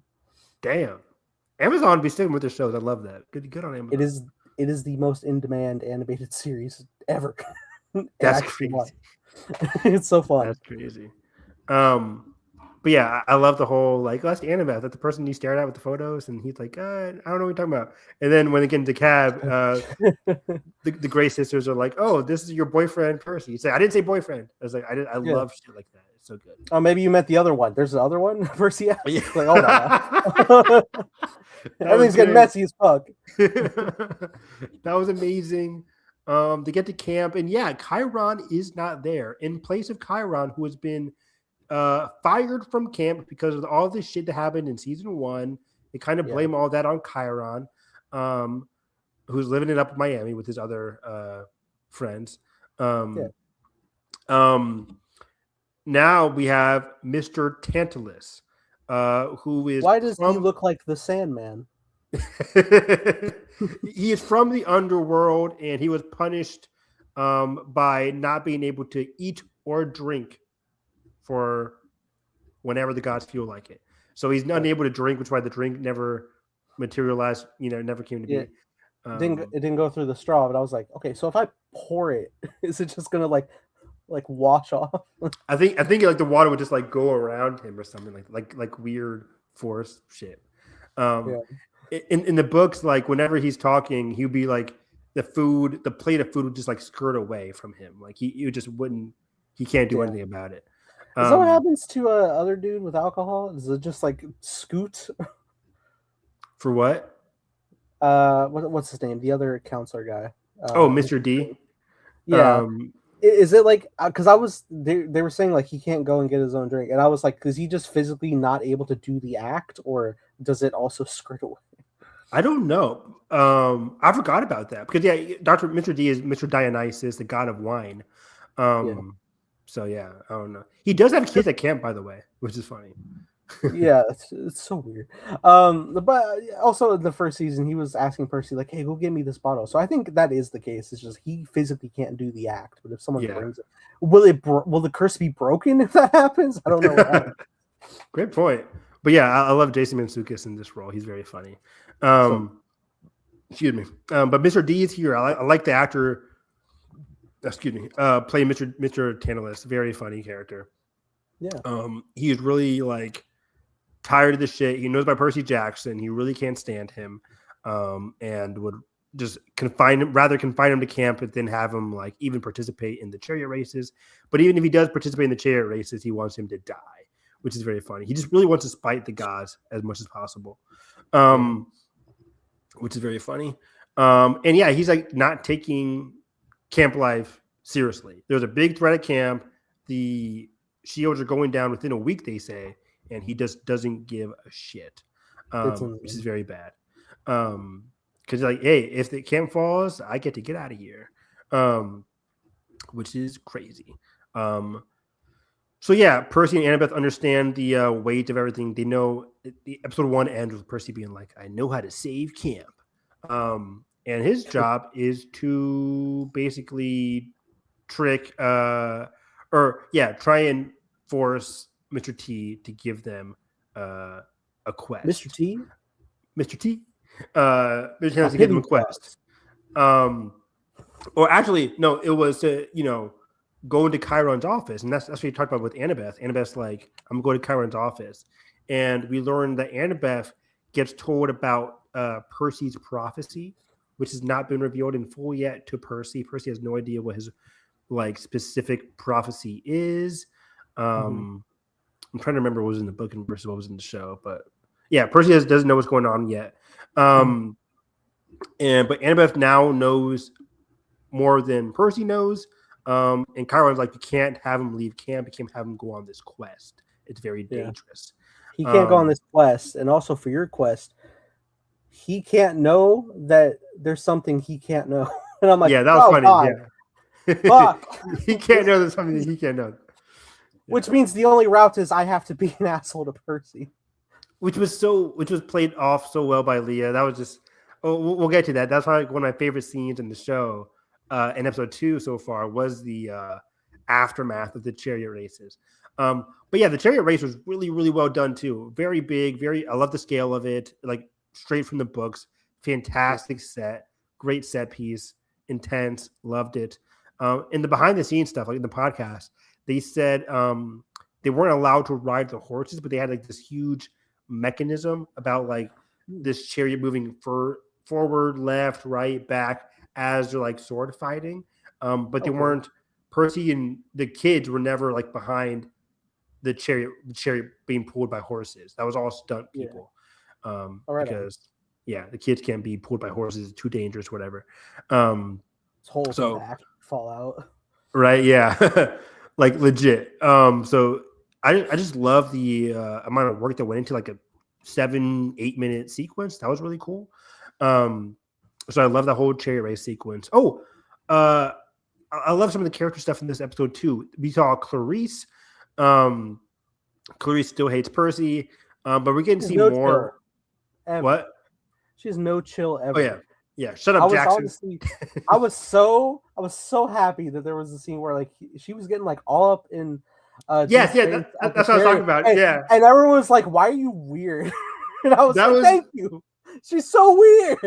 I paused it because I was like, perfect. Because like, for a character just like in season 1, she's the bully character. She's the person that hates Percy. She's a daughter of Ares, whatever. And even in this season, she comes off like super strong and like intimidating.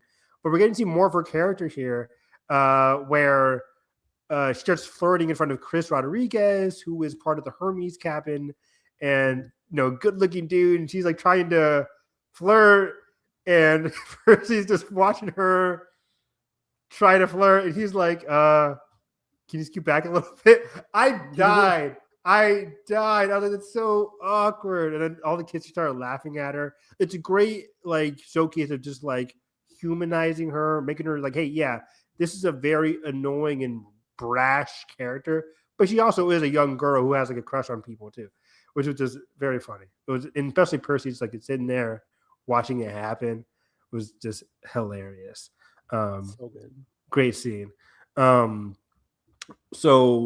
yeah, then after the chariot race, which was funny as hell, I was wondering like what song are they going to play to calm down the birds?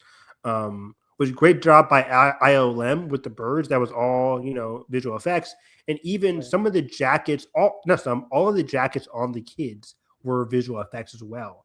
That way, the birds that were poking like holes in the fabric and pulling off stuff like that was all VFX, which was really cool. After all the chaos, they play Mariah Carey, which is funny as hell. I love that. Yeah. Got hit that high note. And then, but yeah, after the aftermath, I love the scene of Mr. Tantalus being like, okay, fine. And Mr. Tantalus is like, I found this whole discovery of how to save camp. And he just regurgitates everything that Percy told him while Annabeth was talking to Chiron. Percy was like, hey, Mr. T, I found a way to save camp. I had this vision about, the Sea of Monsters, 31, 35, 12, 75, whatever that shit was. Basically the coordinates. Mr. Tantalus regurgitates it, gets the degrees wrong, which Percy at the end of the clock. Like, he got the coordinates wrong. But either way, he announces not Percy, not Annabeth who saved the camp. He announces Clarice to be the one to fulfill the quest. Clarice gets Yeah. cheers from the camp. Percy's like, but I did it. And then Percy gets booed down, which is hilarious too.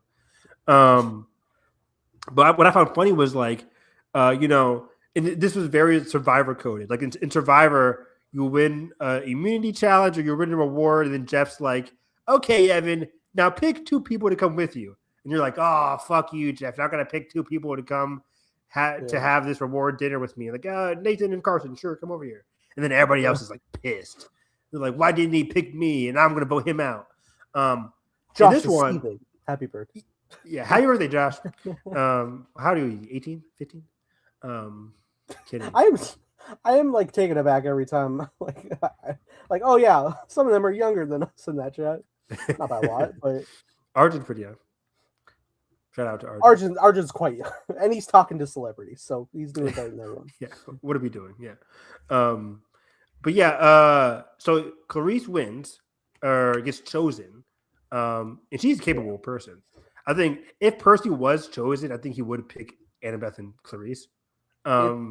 It is clear in this that it looks like Clarice was about to pick Percy. For yes! real. Like, oh my god, there's development in this girl. I love that choice so much. Because again, that was not in the books. I think this is a phenomenal change where she's just like, I think in the books, it's just that like, hey guys, Clarice is doing the mission. Party's over. Goodbye. And Percy and Annabeth both decide to like leave camp in the book. Yeah. And in this case, it's Percy going off on his own, and then Annabeth has to go find him. No, actually, Percy leaves by himself in the book too, but it's not because he got betrayed by Annabeth. In this one, Annabeth actually betrays him, which was a smart choice. But like, yeah, so like Percy, so Clarice gets chosen. She chooses Annabeth. Crazy. Love that. Smart. But then like Annabeth whispers in her ear, and Percy's like, this is part of the plan, right? Like this is good, right? Yeah, come on. This is some of my favorite stuff that I'm seeing is like Annabeth is already like on this mindset that she has to sway Percy away or sway herself away from Percy. So like when it's like the chariot race is going on, he's like, well, okay, this is just how it's supposed to go. It was going to give us a better chance if one of us won, and then they got interrupted. And then here Annabeth volunteers herself for the quest, and Percy's like, oh, okay, great plan. I see you. And then, which like it's wholehearted. I love that. But then, yeah, when you see very clearly Percy sees he's about to get picked, and then Annabeth whispers, and just the world crumbling effect of that. Like your best friend, the person that you have the most trust in, Annabeth, betrays you. That has to hurt. I would feel so shitty if I was Percy. Yeah, which creates like an amazing stuff. We'll talk about the Percy and Grover stuff in a bit, but like there's a moment where Grover's like, how does Annabeth feel about the Cyclops? And Percy's like, I don't care. And Grover's like, that was fun. Yeah, we didn't even talk about Grover. But yeah, so heartbroken, so pissed off Percy is. So he's like, you know what? I'm just gonna go on this quest by myself. And he goes out into the beach, and he asks for Poseidon. He's like, Poseidon, Dad, I really need your help here. And what does he get, Nathan? Hamilton. Crazy. It is kind of hilarious how consistently Lin-Manuel has the same look forever. It was great. This could be the one and only time we see Lin-Manuel Miranda this season as well. All right. He's a good character. He's a great. I would honestly love it if he just appears. I forget how much Hermes is in the next couple of books. I don't even know if this is his only appearance, but either way, I like this scene a lot because Percy's looking for help. He asks for his father. His father doesn't come. He gets Hermes, his nemesis, Luke's father. And throughout this discussion, Hermes is, willing to help out Percy. But along the way, Percy realizes, like, why are you helping me? And then he clocks that, like, wait, you're willing to help out Luke, which is twofold here. He's like, first of all, Luke hates you. And I love Lin-Manuel's acting here where he's like, but he's family.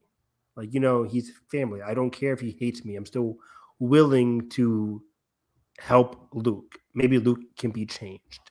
Because Luke's all about like the gods don't care about us. The gods feel like we are just tools for their own petty vendettas, which again isn't not supported by a lot of the actions around camp. Like Poseidon's not there to help out Percy a lot of the time. And this whole, the gods firing Chiron, Mr. T is like Mr. Tantalus is being extremely rude and just like willing to kill Percy because of the gods. Like the gods, Luke's vendetta against the gods isn't all too unfounded. It's just like, killing people and doing all this kind of stuff isn't great, Luke.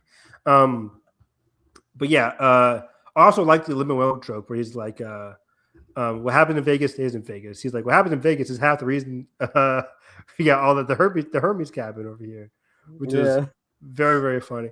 Another sex joke was when they're talking about Poseidon's trident. He's like, Poseidon really can't keep that trident, or can't keep the trident down, or can't keep the trident away from everybody. Yeah. Like, that's wild. Like all these sex jokes in this Disney Plus show. But Annabeth I love it. But then Annabeth comes in. They have a very emotional scene. I absolutely love this scene. Kind of like breaking down like their friendship a lot. It's like, you haven't been willing to talk to me. And then Annabeth's like, well, we haven't had a chance to talk. I really wanted to talk to you earlier, but then you wanted to bring Tyson along. And he's like, what's wrong with Tyson? He's like, I can't explain it right now. But then she does. What? I don't like his chicken. Yes. I don't like him. I don't like his cooking. But then we see she does reveal that like at the end of season 1, Percy's like, I want you to see the world. I want you to, go and see these things, watch Jaws. It was very funny. It's funny. It's like people showing Nathan Wizard of Oz. Hey, I like the Wizard of Oz, and I rewatched it when I was sick. It's pretty good. Pretty good. I'll probably bump up to a 4. I had a 3.5. I'll bump it up to a 4. Happy birthday, Joe. But yeah, she is willing to be vulnerable with Percy here. And tell him that she didn't have fun. Yeah, I'll just say that. Yeah, she didn't have fun, and she didn't like the roller coasters were fine, but like she's been at that camp for a very long time. I think season 1 is not a spoiler. That season 1 during the train ride, she tells Percy, I think it was during the train ride, that like her family life wasn't that great. She had a mom and dad. Mom left. Dad had she got a stepmom. Stepmom brought over some other family members. Annabeth just didn't get along with her new step siblings. And her and her father had a very not great relationship, which is why she's like stayed at camp for like the longest time, for like six or so years. So going back to that family wasn't the best time. She doesn't have a Sally that Percy has, where she can be just like completely normal with, talk about Greek gods with, like she can't share that with. Her father knows that, like, I think her father knows that he had sex with Athena, but either way, Athena. What a knowledge to have. Athena left, and then again his father remarried, and then things got crazy. So she didn't have the best time. And I think they're casting. Oh, it's not a spoiler to say that they are casting for Annabeth's father for season 3. And the rumor is that is Joe West from Flash. Jesse Simmons or Jesse something. Plemons. Jesse Plemons is her father. Funny as fuck. But yeah, the guy from The Flash, most notably Joe West, he's on Law and Order too. If people watch that show, he was in Rent. Oh, the play Rent. Yeah, was he? And the movie. The movie is the original stage cast. So yeah. Okay, cool. Never watched it. Is it about renting shit, like renting apartments? No, I think it's like objecting to the landlords. Sounds But good. shout out Jonathan Larson, his last project. Hell yeah, Nathan's favorite movie of 2021. Tick. But was that my favorite? Was that one or two? I thought that was one. Oh wait, was That Matrix one? One.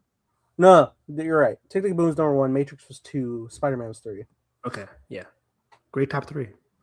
Even though I don't love the Matrix as much as you guys do.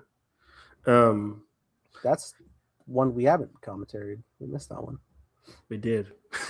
I would love to rewatch it because I didn't love it. Like you, Josh, and them were like, "This is the best movie of the year," but I was like, "It's a top 20. It's good. It's good." You will see. I did love that it was about love. That was amazing. That's my whole thing. But yeah, so we'll be seeing more of Annabeth's backstory with her father in season 3. But yeah, I just loved that beach scene with Percy and Annabeth. It's again completely new, but it was a great showcase of like Percy and Annabeth's vulnerability with each other, how deep their friendship goes, and what they're willing to share with each other. She still didn't reveal about the prophecy thing, but she is willing to go on this adventure with Percy to I'm about to spoil something, but they're about to go to a cruise ship that Hermes helped give to Percy to go track down the Golden Fleece. This Golden Fleece was revealed by Grover. So quickly, let's talk about the Grover stuff.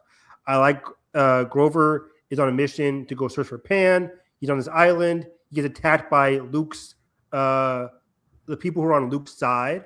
This is a very new thing as well. In the book, Grover just gets captured by Polyphemus, the Cyclops.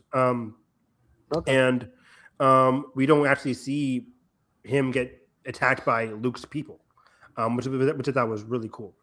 Just to showcase how Luke's ever since Luke left, more people from camp have also left and are willing to kill Grover. So that was pretty crazy. And now Grover has to dress up as another Cyclops wearing a wedding dress because Polyphemus' eye is not the best right now. He's kind of mostly blind. So Grover, this is basically the story of Odysseus with the whole Odysseus' wife, Penelope, kept like untangling the dress, making it longer and longer, whatever. So, spoiler alert for next year for the Odysseus movie. But yeah, so like I'm gonna keep making this dress, say it takes a week or so, and then we'll see what happens. But I love Percy and Grover's friendship. They have the ability to form this empathy link, which means their friendship runs deep. And the whole dress thing was very funny. In the books, it's just Grover wearing the dress, but I love how Walker was like, I want to wear the dress too. And they got to wear it for a certain scene. It was just very funny. He's like, how do I look? Beautiful. I loved it. It was very, very friend-coded. That was also improvised by Walker. Like the whole beautiful thing. Good. I love them together. But yeah, Grover basically says how the Cyclops does not know that I am a satyr, but once he figures it out, I will be dead. So hurry it up, Percy. Also, here is the Golden Fleece. The Golden Fleece is important because it can heal pretty much anything, and they need it to heal Talia's tree to save the camp, to save the world, and that's save the rebellion, save the dream. So that's kind of like the impetus for season 2: find the Golden Fleece, save camp, and if we save camp, maybe we won't get killed because we left camp without permission. Did you come here to save camp? There's not much camp left. So yeah, great first 2 episodes. I'm having a blast with the show. Great cast. I love the small character interactions like Clarice and Chris and Percy and Annabeth, Percy and Grover. Really fun stuff. The Tyson stuff was really good too. The tone is really nice too. I feel like the overall look of the surrounding sets and environments feel a lot more refined and polished since season 1. I agree too. I wonder if that was like a notable thing. But yeah, I'm with you. maybe budget increase. But yeah, I totally agree with that. Like the scale looks a lot more emphasized. This time around. So let's jump into Supergirl. This past Thursday Wednesday they dropped the Supergirl poster, which I really love. It's now my or going to be my phone wallpaper. I love that poster a lot. Look out. And yeah, look out because here she comes. And then the trailer debuted Thursday. I think like 10 million views so far in the first 24 hours. Not the highest. Batman was like 15 million. Superman was 22 million. It's higher than the Mandalorian and Grogu. you know. What's going to be more opening? About it.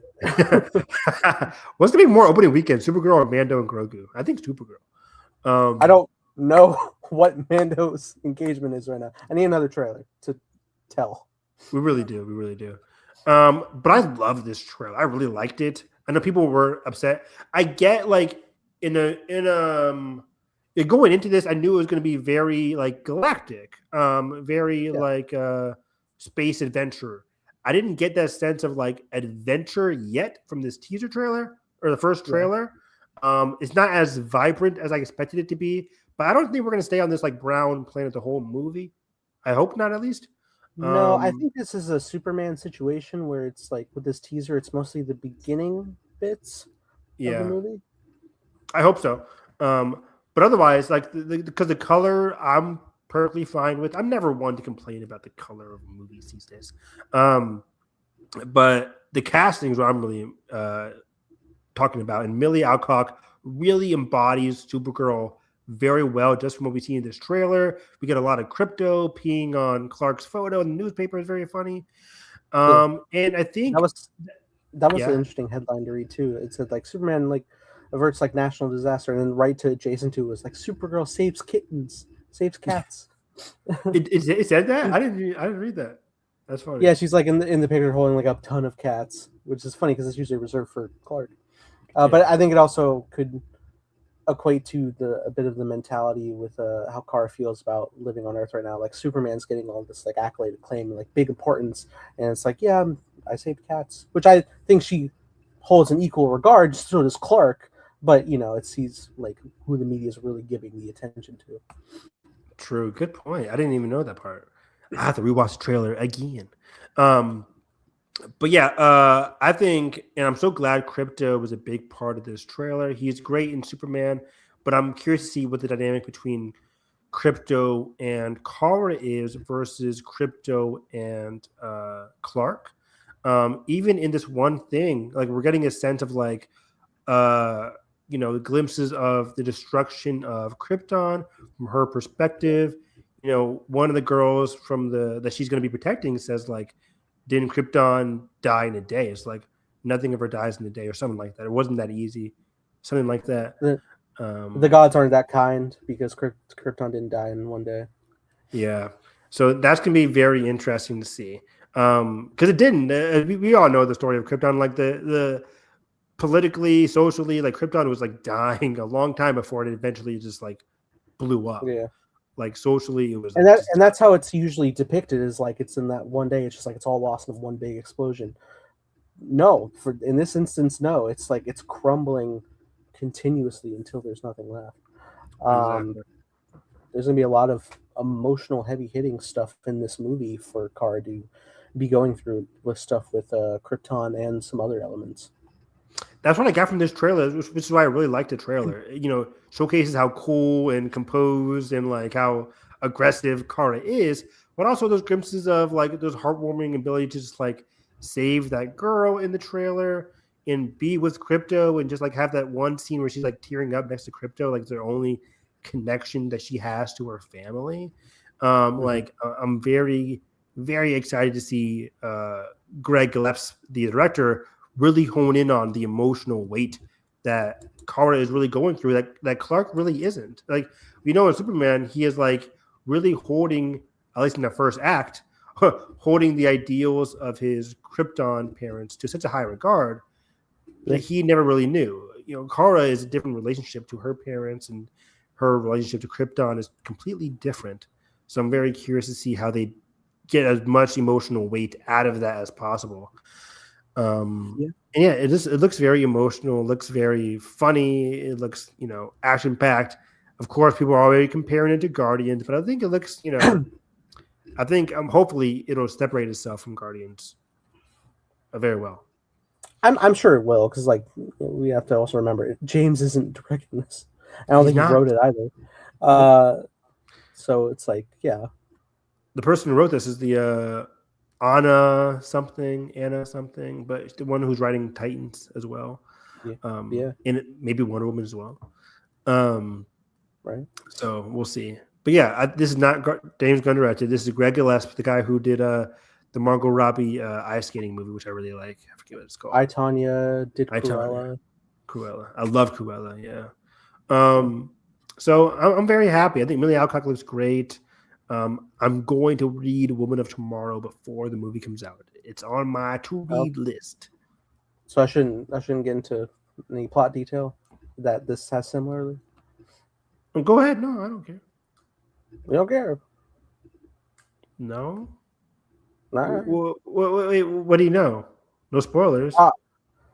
Well, okay. I mean, I guess for the adaptation. So sure, yeah. Talk your shit. It's fine. Okay. It's like I know that a couple of factors from the storyline from Woman of Tomorrow, like the factor of like there's a scene in the trailer where there's that beam is creating a globe around a section of Krypton. That's effectively a attempt to save a city in on Krypton that I believe Kara's father is doing, and it's not Kandor. It's not the bottle city that Brainiac has. This is a whole different city, which we know this to be because in the story Woman Tomorrow, this attempt to save the city fails, and Kara bears witness to it as well, and that's the emotional thing. But I know of the emotional insights to Kara joining the string. Is like she's effectively like it's a wolf and cub situation with this young individual that she runs into, like a princess, I think, right, or something like that. I think, and ultimately she doesn't want to help this kid really, but the inciting incidents to go after the same person, the main villain of the story, is that the main villain ends up injuring Crypto, and Kara wants, and I think that's what that crying scene is with Crypto, and that's what Kara is out going on this mission with her, is effectively to get retribution for Crypto in that sense. He's not dying, right? He's just injured. Right, he's just injured. He's not dead. But I think this is also really smart storytelling to have Crypto be such a fan favorite involvement in Superman. Tee up like, oh, she's actually in connection with Kara, so that way when we go into the movie here, we already have such a deep connection with Crypto, and that when we see him get injured, not only do we care about Crypto, but we care about Kara's mission to get retribution for him, and we're effectively in her shoes. Oh, that's great. That's great. And yeah, like not being stuck with Crypto and Kara as much as getting Kara and this little girl who can act like, again, the wolf and the cub, and she had those similarities, her taking care of somebody throughout the movie. That's gonna be very cool. And the girl seems very cool too already. We see Lobo as well. Yeah, it was a quick shot. Yeah, from Jason Momoa. What's going to be one of the main? He's one of the main antagonists. We haven't seen the antagonist yet. So yeah, very exciting. We get a cool action shot at the end where she's pulling along like a mace or something like that. A mace attached to a chain. I'm very excited to see her in the suit. I hope we get a good chunk of her in the suit. I don't want it to just be like she's in cargo close to the third act thing. Yeah. Hopefully not. Yeah. I mean, she is wearing the suit the whole. Isn't she wearing the suit the whole time and she has a trench coat over it? No, she's wearing like regular clothes over the trench coat, under the trench coat. Okay. It's really just like a couple of those shots toward the end where she's wearing the suit, but also we'll see how it goes. I know like Kara has her own ship that she lives on and travels to different planets with until in the story, in the context, the villain steals the ship from her. So it could also be a situation where she could lose the ship while she's wearing the Supergirl outfit and then she's stuck in that. We shall see. That'd be cool. But yeah, I'm excited to see more. I'm excited to see more of the planets, more of the action. Could we just get like one action shot at the end? More planets, more action, more of like the vibrant colors, more of Kara and this girl's relationship. I'm excited. I'm very curious to see what we get there. Totally. And yeah, you think we see Superman in this movie somewhere in the beginning, at the end, somewhere? I think there's a good shot at either the beginning or the end to get a little quick moment, similarly to how Superman ends. Yeah, Superman comes in and just cusses her out. That'd be great. Yeah. What the hey, dude? It's the most tame thing ever. But yeah, great trailer. I'm so. It's one of my top 10 most anticipated movies of the year. I can't wait. Totally. So yeah. Again, I also love that we're continuing the usage of like not having the title and it's just the logo, because you just already know who this is. It's Kara. It's Supergirl. We're good. What else do I have here? Oh, did you ever watch Avatar Netflix season 1? No, I haven't gotten to it, but I hear that the season 2 trailer came out. Did we say we were going to watch that on stream, by the way? Is that part of our new commentary list? I think it was thrown into the possibility. I would be down. When does this new season come out? It doesn't say. I'm assuming spring, April, May-ish. Okay. Time. Was it 8 episodes for the season? 8 episodes, yeah. April is going to be crazy, guys. I don't know how Nathan and I are going to do it. Nathan, we have Daredevil season 2, Born Again season 2, Invincible season 4 or 5, wherever they're on. The Boys final season of The Boys. Right, that was the trailer that came out too. That trailer came out, yeah. And then whenever Avatar Netflix comes out, so springtime is going to be crazy. We'll see what happens.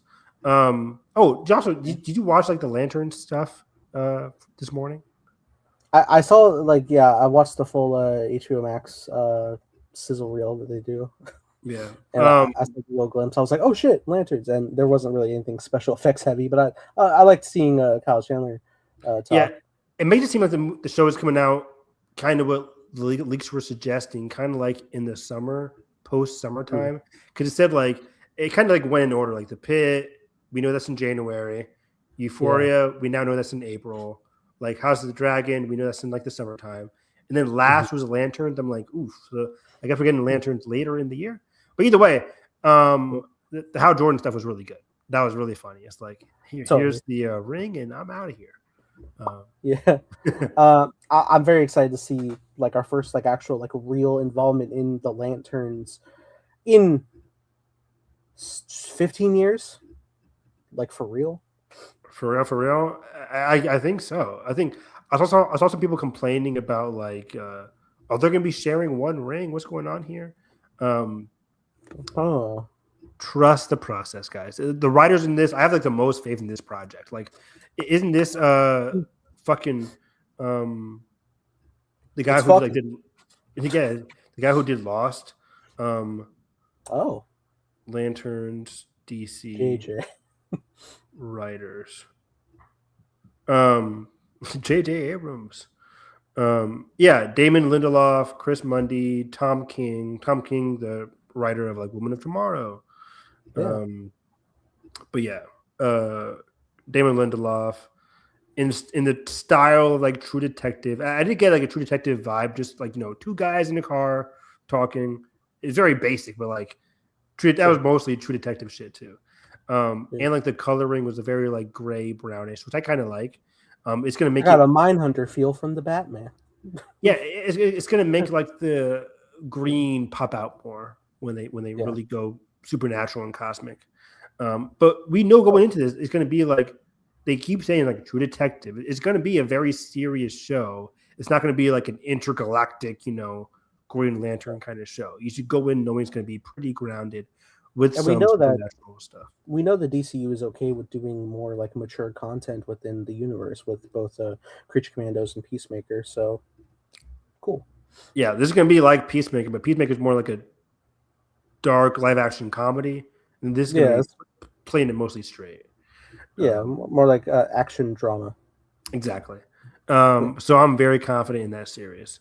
Quick shout out in that sizzle reel though. The Pit. I picked the best time to watch it because the new season's next month. I finished it. I finished the season in like 2 days because I was bedridden, and I was like, yeah, vicariously heal me. I was nice. God damn it, Evan! That was an amazing season. I love the show so much. Now you know why it won Best Drama at the Emmys. It's a 10 out of 10 series for me, which is rare. I don't give that a lot, but of the shows I've seen this year, I think I only gave 10 out of 10 to 2 shows this year. I think Andor and The Pit. Yeah. Andor, The Pit, Severance season 2. Even Severance, I can give like a 9.5 if I really want to be nitpicky. But like those 3 shows are the Pit is just excellent. Every episode building off of each other. Natural. It's extremely natural and lived in character dynamics where we're just jumping into a lot of character relationships, or we see like these relationships like naturally form. It was really strong. It's so good how much there is having the new doctors so that you can get the reasonable explanation from the senior ones for the audience. Having new relationships form, having old relationships crumble, or Langdon, buddy.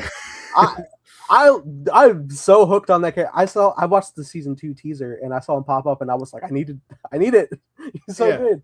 Yeah, it was funny. Like right after the season finale, the showrunner was like, "Yeah, season 2 is like Langdon's first day back," and everybody's like, "Hey, welcome back, Langdon." He's like, he's gonna be our in for like all the new stuff because like he hasn't been in work since he got fired or let go. So now he's coming back, and now the audience is also coming back on the craziest day, July 4th. So it's going to be super insane. Yeah, this is all taking place on July 4th, which is that's cool. Noah Hawley was like, it was very easy, but also very fun to come up with all the crazy July 4th stuff because you just can't believe it's one of the most hell on earth places on July 4th. Fireworks up people's ass, probably. You never know. It's like, all that shit. Burning, alcohol, craziness. Yeah. It's crazy how much highs and lows the season has. Just like every case, I'm like, okay, I'm rooting for him to fix it, and there were many times that they don't, and I'm just, oh my god, it's the most heartbreaking. The most heartbreaking one was the little girl in the pool. Yes, with her because brother. then we cut with her sister, and she's making a card, and I'm dying inside. God, and like every cast member is so good, and they all play their elements so well. And honestly, like I was revisiting stuff with the season, like rewatching clips. It's amazing how much like seeds are sown through with the shooting event at the festival.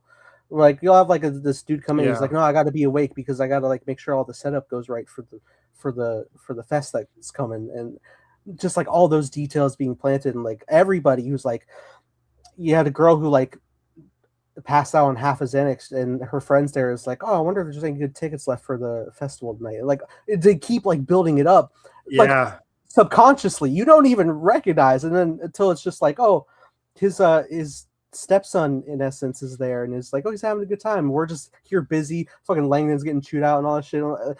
Fucking my favorite girl, who's the blonde girl who runs the middle section. Oh, I love her. Yeah, I love her. She's phenomenal. She is my favorite character. She's getting decked in the face. It was horrible. Oh my god! I would have filed charges. Get the guy in prison. Yeah, they did. They caught it. The passing mention in like the finale. I'm like, thank God. Like all this is going on. Focusing on all this, and then the festival happens, and you're like, oh my god. It's all sewn from the first episode. Like the kid that ran away is like, is it him? It wasn't. Oh shit! It wasn't. God. Yeah, it's like, what do you do? But these characters are so. Again, I keep saying the word, but like so natural. It's like, what would you do in the situation? Like the one doctor who thought it was him, but then just like it wasn't him.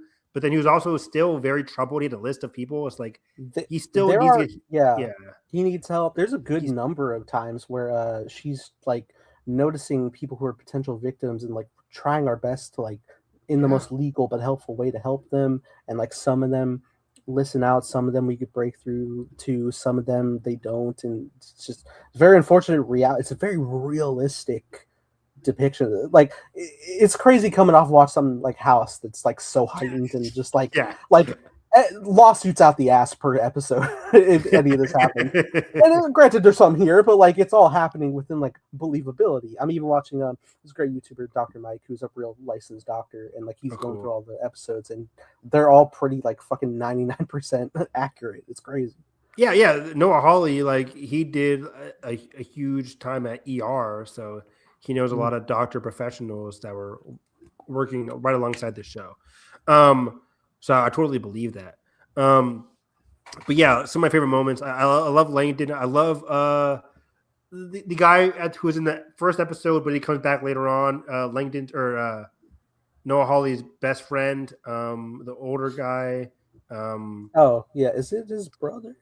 Not his brother, but they're kind of like brother in arms, basically. Yeah.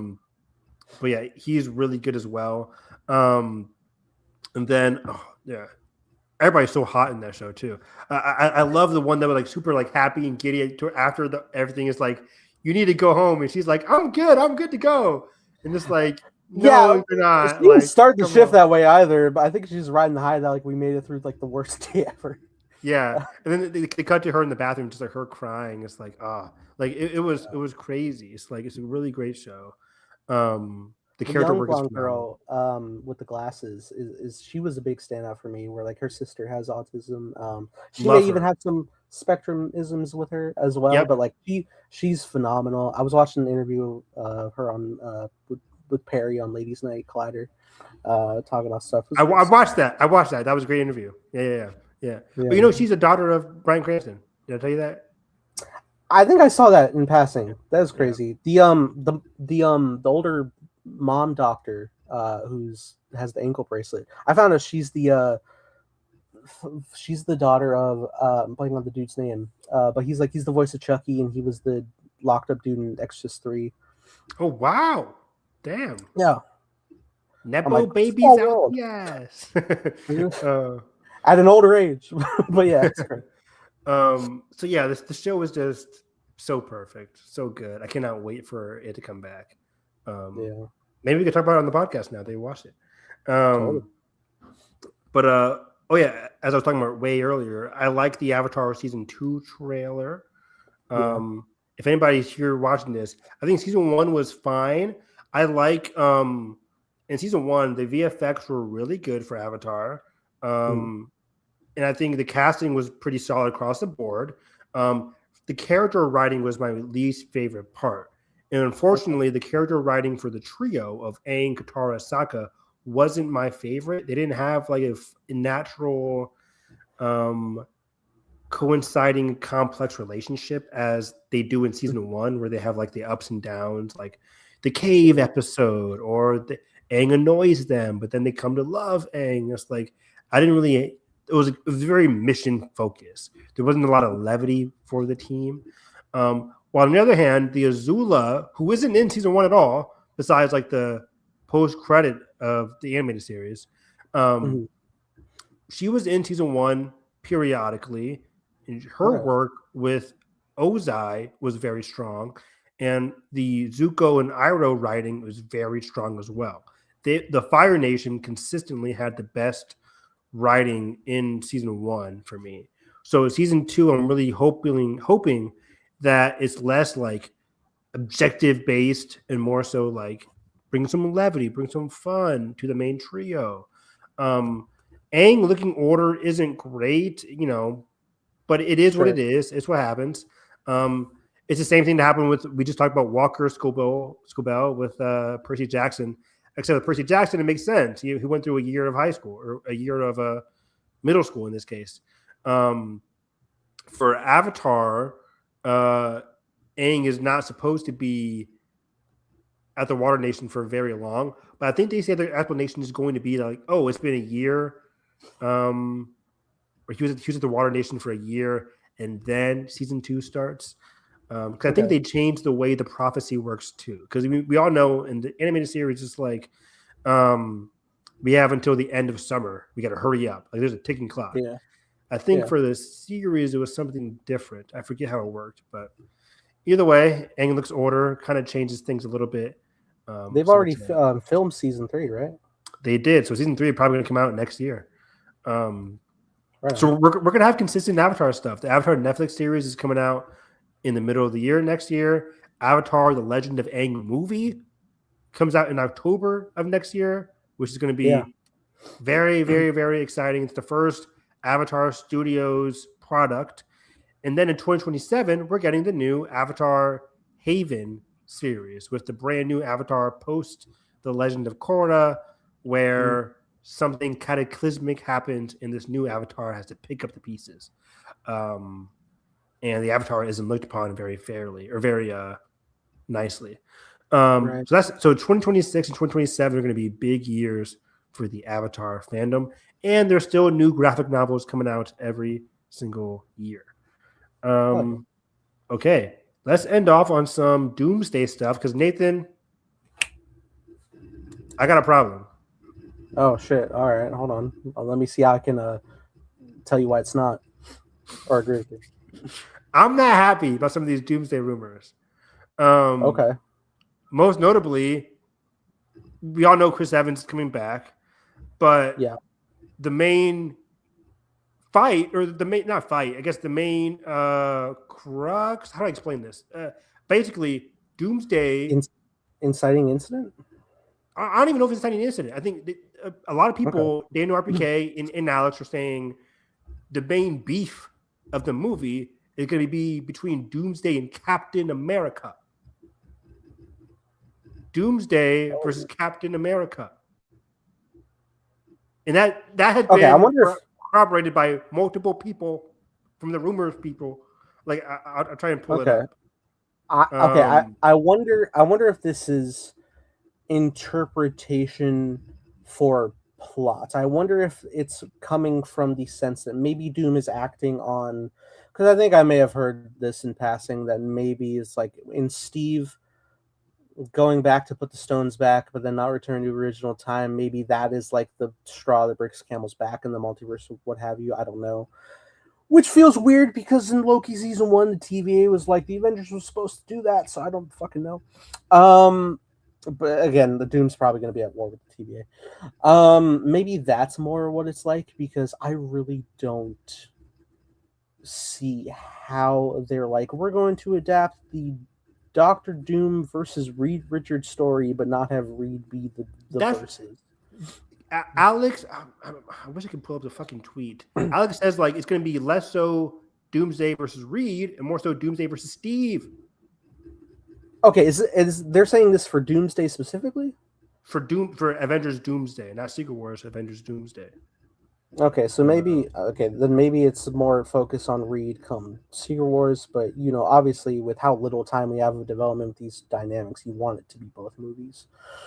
Yeah, because I don't want Captain America back at all. I thought we were getting Steve back as like the nomad / This is evil. and this is especially not great because it would effectively backseat Sam, who's supposed to be like the leading Captain America of the Avengers. That's what I said as well.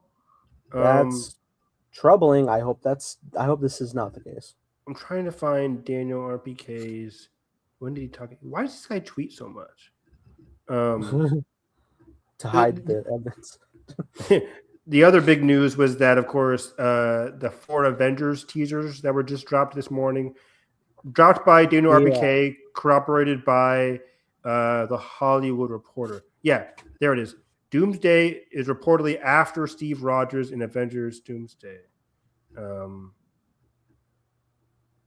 want to hear Alex's description because he's really good at this is via the Cosmic Circus. Oh, okay. And then Daniel RPK said, Daniel RPK gave like the eye emoji, like, yeah. What's Alex's Twitter account? I think it's Alex of CC, I think. Let me see. Thank you. Is that right? Alex of CC. No, I can't find it. Find it for me. Okay. Find it for me. I'll keep talking. But yeah. Oh, Alex from CC. That's it. Alex from season. Well, first off, like, what are your thoughts on the trailer part? Yeah, this is what I was hearing. That first off, it seems like the Doomsday trailer, at least per the start of the release of Avatar: Fire and Ash, is going to be theater exclusive, that's exciting in a sense to see for the first time on a big screen with people. That's how the Avatar trailers have been rolling, which have been fun. Same with the Odyssey. But yeah, I also heard that it's going to be 4 different trailers that have different stylistic choices between them, which throws me for a bit of a loop because I imagine when the teaser hits online, it's just going to be 1. They're not going to drop 4. And my curious ass wants to see every version, and I'm sure like everyone will gather them through like phone cam leaks, but like I want to see everything, you know. Yeah, I kind of don't like this. And I think they explained. I think Daniel and Hollywood Reporter explained like they were dropping 1 a week. Like I don't know if it's 1 a week online, but like 1 a week in theaters at the very least. Where it's like a trade out.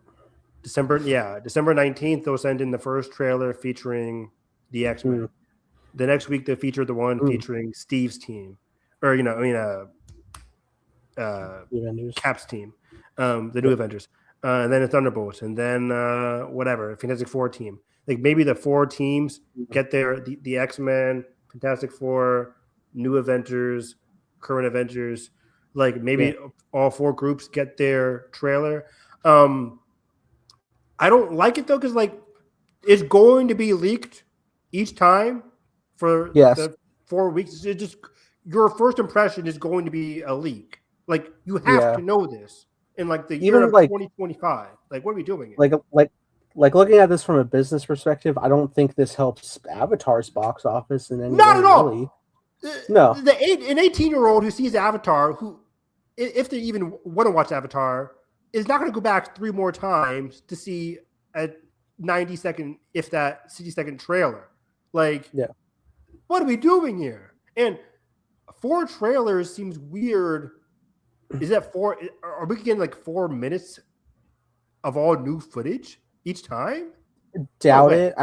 I think it's probably going to be like because their 1.5-minute trailer is the projected thing. It's like a minute 27 or something. Is that long. To be for each of them? Is it just going to be like we're spotlighting heroes? Like here's some quick lines, here's a quip here, and then it's just like here's the same ominous shot of Doom on all 4. Collect them all. Fucking I don't know.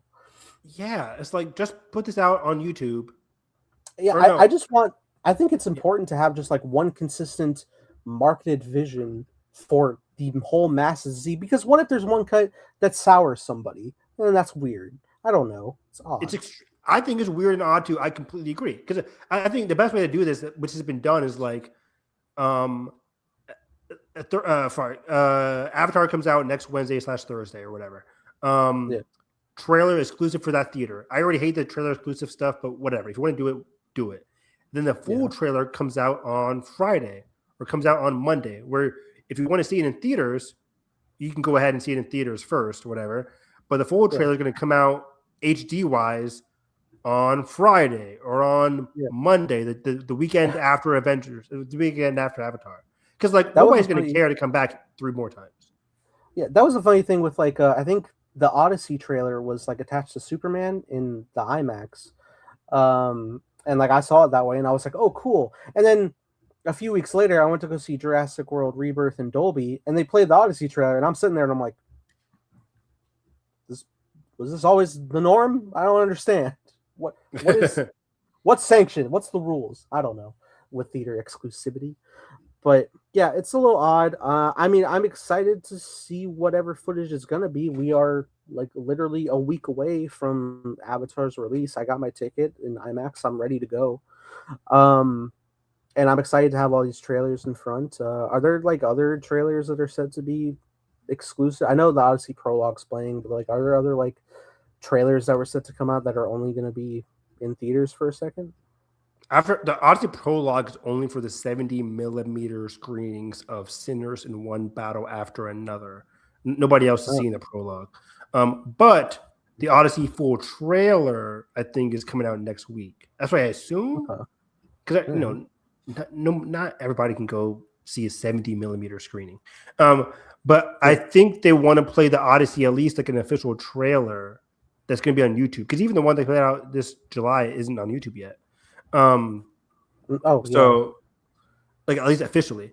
So like I think they do an official Odyssey trailer. We'll get the Supergirl trailer, and then Steven Spielberg's UFO has been lighting up New York for a bit. So those are the three big ones, and then Avengers. So Odyssey, Supergirl, Avengers, Steven Spielberg. So those are the big ones. What else is coming out next year? Can't think of anything. But yeah, those are going to be the big ones. I'm very excited. While we were talking, I looked up the Steve stuff. So Alex says Haley Atwell will be part of the action for Doomsday. Notice the wording of the sentence. And then he follows it up by somebody asking, is Steve's role in Doomsday significant, or is it more like a cameo? He said it is fairly significant. Doom is after him. And then he clarifies in a Twitter account, on a tweet, he clarifies saying, Doom, additional mission context. It's in regards to Steve's role, it isn't like the main plot. This is like the equivalent of the Infinity Stones in the Infinity War. Which he said the point is Steve isn't the only one he's after. He's after Steve, though. I don't get it. He's after all 6 original Avengers. Right? I mean, he's after Steve and Franklin. I don't know. But like, the Infinity Stones were the main plot. If somebody asked me what was the Infinity War about, Thanos was trying to track down the Infinity Stones. Those were the main plot. So it is the main plot, but he's saying it isn't the main plot because he's after other people. Either way, I don't like it. I don't care about Steve. Steve should be gone. Why are we bringing Steve back? Well, I'm sorry, Chris Evans. Go film more whatever cameos. What's the guy's name? Deadpool cameos. Yeah. Anyways, I didn't realize. Yeah, that is surprising. I figured he would just be like an extra helping multiverse hand. I didn't think he would be. I thought so too. The lead. I don't, because like, what are we doing? Civil War 2?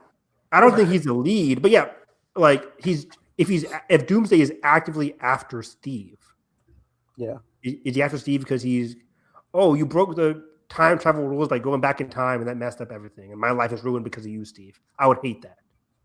But no, I don't see that. And if this is like to be like a thematic visual to have the face of Tony and Steve head to head again, I don't think that works either. I think there's also better people closer to Tony that you could pull. Spider-Man presently, for that example scene, is the person you would choose for a scene or two, not to be like the running long conflict of like, we have to convince you're the real Iron Man. Like, no, you can't. And even then, I was happy because Spider-Man's not going to be in this movie that much, given everything that we're hearing. At least Tom Holland. Yeah, not even Tom at all. Yeah. Yeah. That's interesting. I didn't even realize that Alex had a little Q&A thing released today. It's not very long, but also not too much. A lot of similar things happening. But yeah, cool stuff. Kate Bishop spearheading Young Avengers and whatnot, and Savage Hulk. Wait, you can't just Lottie do that day, Kate Bishop. What the fuck? What? I'm sorry, I don't know how much time you have. It's a Friday night. We never stream. I have Jalen's Final Fantasy bullshit. I'm free all night. Oh shit! Should I just fucking go through this? Go through it. I got time. I can. Oh shit! Yeah. Here we go. Is it your bedtime, Nathan? You're the one who goes to sleep at 10 o'clock, motherfucker. I am. I am whatever I say I am. Yeah. If I wasn't, somebody had asked. Oh wait, real quick. Yeah. I have to drive this kid to school sometimes, to the digital school. I was playing Eminem. He was like, oh, okay, I don't know this guy that much. I'm like, oh God. And Crank then during advisory, I teach advisory for all the ninth grade students at the school, online at least, like on a Google Meet. And we're talking about music, and the guy I was driving, he brings up in the chat like, "Oh, Mr. Harris likes to listen to Eminem." Why did like more than half the chat was like, "Who's Eminem? Who is this guy?"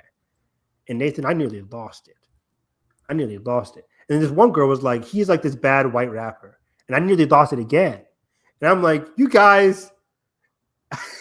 And I can't like be like listen to this song because like every like 90% of Eminem songs are like not the most, like not the best recommendations. But like you can't say that. Like even now he could still eviscerate, man. Right? I'm like he's still a top 5 rapper of all time. That's not too much to ask, right? Or too much to say, right? So that was just very funny. I'm like this generation in Eminem, like, anyways, The kids it was a are very not funny all right. moment. The kids are not all right. Anyways, go on. What's up? What's up with this Q&A? What do we got here? Who's Eminem? You ever hear the Venom soundtrack? not let the devil in. There you go. Someone asked, do you have any information on who could be the villain of the Champion series? And Alex said, I heard a rumor a while back that they were looking at Novar for the project, but it's been a minute, so I'll have to follow up on that. I'm not familiar with Novar. Novar sounds familiar. That's a galactic person. Is Novar a hero? I don't know. Draven might correct me if you know who Novar is. He sounds like a person that I remember from a Captain Marvel comic. I could be very, very wrong, though. Anyways, interesting. Person asks, will Luke Cage or Iron Fist appear in Daredevil Born Again Season 2? Or is this something that we shouldn't expect this season anymore? Alex says, I wouldn't expect that this season. Maybe a few minor nods, but there's still more seasons of Born Again to put out. You gotta let it simmer. Makes sense. Yeah, I agree. I think at best, Luke Cage in Season 3, Iron Fist as well. I don't know if they'll come as a package deal, but like maybe. I mean, I wouldn't mind seeing even if they just did like a special, a Heroes for Hire team up would be cool. Yeah. I don't know how many specials they're going to invest with this with Marvel. Anything's possible. Punisher one makes sense, but yeah, we'll see. Yeah. Moving with some Fantastic Four stuff. What do you think of the Fantastic Four's role will be like post Secret Wars? And Alex says, trying to adapt to their new reality and also raising their family. Fantastic Four, Winter Soldier. Yeah, that makes it sound interesting because, like, in my mindset, when you have like a whole like rebooted universe where like stuff is like some old, some new, you kind of have the idea that there's new established memories. But this sounds like they would be carrying over the knowledge that this isn't their original world. Yeah, hopefully they keep the memories. I hate the memory confusion. It just like keep it simple. New characters in our MCU. I think they're going to keep it that simple. Yeah. Or the memory thing. The one thing like the mutant stuff could be funky. Like were they always here? I guess in it could be always here. It could be a thing where it's like I have memories of the old and of the new timeline that my self has apparently lived through. Okay. Yeah. I think Feige's going to make it very simple, basically. Yeah. No, for sure. Yeah. Do you have any insight on the future of the Future Foundation in the MCU? Alex says it's just mainly Reed's cover to explore the multiverse. That's as much as I know currently. Yeah. Fantastic Four 2, more multiverse stuff. Yeah. Yeah, no, totally. Is there still a future for Shalabal in the MCU as the main Silver Surfer, i.e., being in Secret Wars, Fantastic Four sequel, etc.? No. Alex says there may be a possibility, but I haven't heard anything about the Surfer. Yeah, I think they put that in ice until they need to. I don't even think she'll be in F4 2. I don't think she'll be in the sequel. I think I might have heard that she may have some involvement around Secret Wars, but maybe not after that. Fair enough, yeah.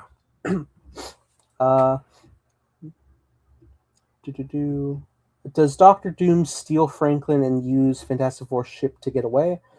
Alex says, technically, you can't steal what's yours to begin with. That's interesting wording. Franklin's is to begin with. No, I think maybe like the ship. Maybe like the ship's technology might have been something that they both co-developed, and then he's like, that's just mine. I don't know. Franklin's mine. I don't even think this is Alex confirming that Doom steals the ship. I don't think he needs it. I think it's more so just like this is the history building for Reed, which I'm like, hey, keep on that shit and stay away from Steve. Yeah, we need that shit. Yeah, totally. Stuff with Hawkeye.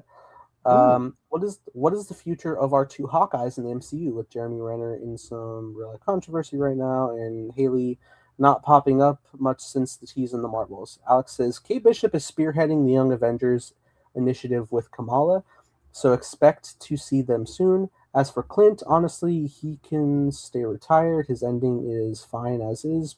Poor guy has been trying to live a quiet life for years. That is true for the character of Clint. That's true. Jimmy Renner, though, contrary to that, Jimmy Renner wants the season 2. He wants to come back. Yeah. We also just learned today, congratulations, Haley Steinfeld and Josh Allen. Haley Steinfeld is pregnant. It just came out. She just announced that she's pregnant. So, yeah, I don't know how that's going to affect her filming. But, yeah, she's pregnant. So, congratulations to them. I think her birthday was like 2 days ago. So, she's 29 now. Wow. So, yeah. Congratulations, Haley. Yeah. I still have no children. Anyway. One of my mom's friends asked me about that the other day, too. I'm just like, oh, my God. It's so funny. Both my older sister, my younger sister, both have 2 kids. And I'm here like, I have a cat. Yeah. Nice. But I have a girlfriend, so, the future's bright. So moving on to stuff with the Hulk, person says, you previously mentioned that Brand New Day would evoke a connection going back to the beginnings of the MCU and explore uncharted territory for the personal history of these 2 characters, Bruce Banner and Peter Parker. Can you elaborate? Alex says, the events of Brand New Day are going to force both of these characters to come face to face with their own personal trauma and guilt over the events of their past as they come bubbling to the surface.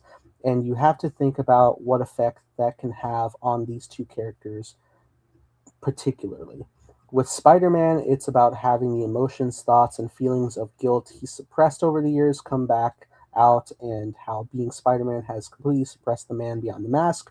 For Hulk, it's similar, except it unleashes a big green monster on the rampage, angrier than he's ever been before. In previous iterations, Hulk, dare I say, shows restraint in the MCU, even during the events of Age of Ultron when he was under the control of the Scarlet Witch. People were seriously injured and scared, but if I recall, he never killed anyone. In Brand New Day, he might get pushed to that point where he might just kill somebody. Cap, he killed a lot of people in that one in that town versus No, yeah, there's definitely casualties. Like I even think of like when they were like in Civil War and they're like, look at all this footage the Avengers damage caused, and there's one shot where like Hulk jumps to a building and the rubble falls on the cameraman. Right? Yeah. So maybe he lived. I don't know. Yeah. How else did we recover the footage? I don't know. But I think that what he's saying is like they'll have a greater focus of like Hulk may end up actually killing somebody, and he's going to face like serious ramifications. So Hulk's like a major character in this. Seemingly so. If this is interesting clarification that like they're not, because people were like theorizing like did the Hulk kill Peter's parents, and like it's not shit like that. I think it's just clarifying both the characters have similar connection plot-wise of things they're going through, not that they have a tied history. I wonder what's going to get them to like talk about this fear, this trauma at least. I mean, I know as a Spider-Man movie, of course, Spider-Man's going through some trauma. That makes sense. Yeah. But like, it makes it seem like they're both going through both traumatic episodes in this movie. What's going to be the instigation about all of that? I initially we were always thinking like the idea of like Mr. Negative could do this, but that has been ruled out. However, there has been consistent talk, especially from Alex as well, that and maybe this could be Sadie Sink's role, playing the form of a shapeshifter, could have whatever shapeshifter character it is turn into somebody from their past, indirectly causing traumatic memories that they're spiraling with. That could I would like that a lot. That makes some sense to me. And just like, was it you? I think we're talking about like this is like the brilliance of Mark Ruffalo. I think he's Mhm. one of our best actors working today, and I think he can really dive into finally some good like complex Hulk shit. Like I think we haven't seen that since like just the first Avengers, Age of Ultron too. Um, Yeah, but yeah, like I we think yeah, like since Ragnarok on, we haven't really gotten the personal depth. There was one great scene in Ragnarok where he finds the recording of Natasha and like he has that breakdown. He's like trying to slap himself angry to stay awake as the Hulk. I'm like, that's great development of Hulk. And now we just like fused him into Banner's brain where it's just Banner and like you effectively killed this growing mind that was developing personality, and that's horrible. And I hope that we can get back to that exploratory Hulk develops a personality and Bruce does, because some of the best running comics that Hulk has right now is that stuff where they both are fully developed brains that are at odds, but also sometimes they do care about one another and want to help each other, and that should really be explored. I completely agree. Again, we haven't explored it that much in the MCU. Ragnarok is fine, but it's more of a comedic sense of things. Yeah, Um, I think Age of Ultron and Avengers are the only ones like actively dealing it in a serious manner. Because he never had his solo, like he never had like his Edward Norton moment where he's able to like really yeah. dive into it. So I remember at the time it was like, oh yeah, we're gonna use like Ragnarok, Infinity War, and Endgame. It'll be like a Hulk trilogy, like storyline sprinkled through. It's like you didn't. I it, mean, it you did, did, but you didn't. Uh, yeah, that not wasn't a fun. thing. I mean, it was cool. Like the buildup of like the fact the Infinity Stones mainly radiated gamma, and Hulk was the one who was able to snap people back. That's cool. I like that bit. But like again, you erased a whole other mind for Bruce to take over. And I know it's the agency of his own body, but again, Hulk was developing personality with Ragnarok Infinity War, and then we threw it away. Okay, yeah. Uh, from what you've heard, will Hulk have a redemption arc? And Alex says, quite the opposite. If what I've heard happens and Brand New Day comes to pass, he might just get hated even more. Interesting. I like it. Yeah, Uh, I wonder it's interesting. Yeah, if he's hated. Like, where would we see the resolution of that? Will we have time in Avengers movies to talk about that, or? it's crazy that we already did, in essence, Planet Hulk, because that would be great to do that. Did we have it? Oh, I guess. Yeah.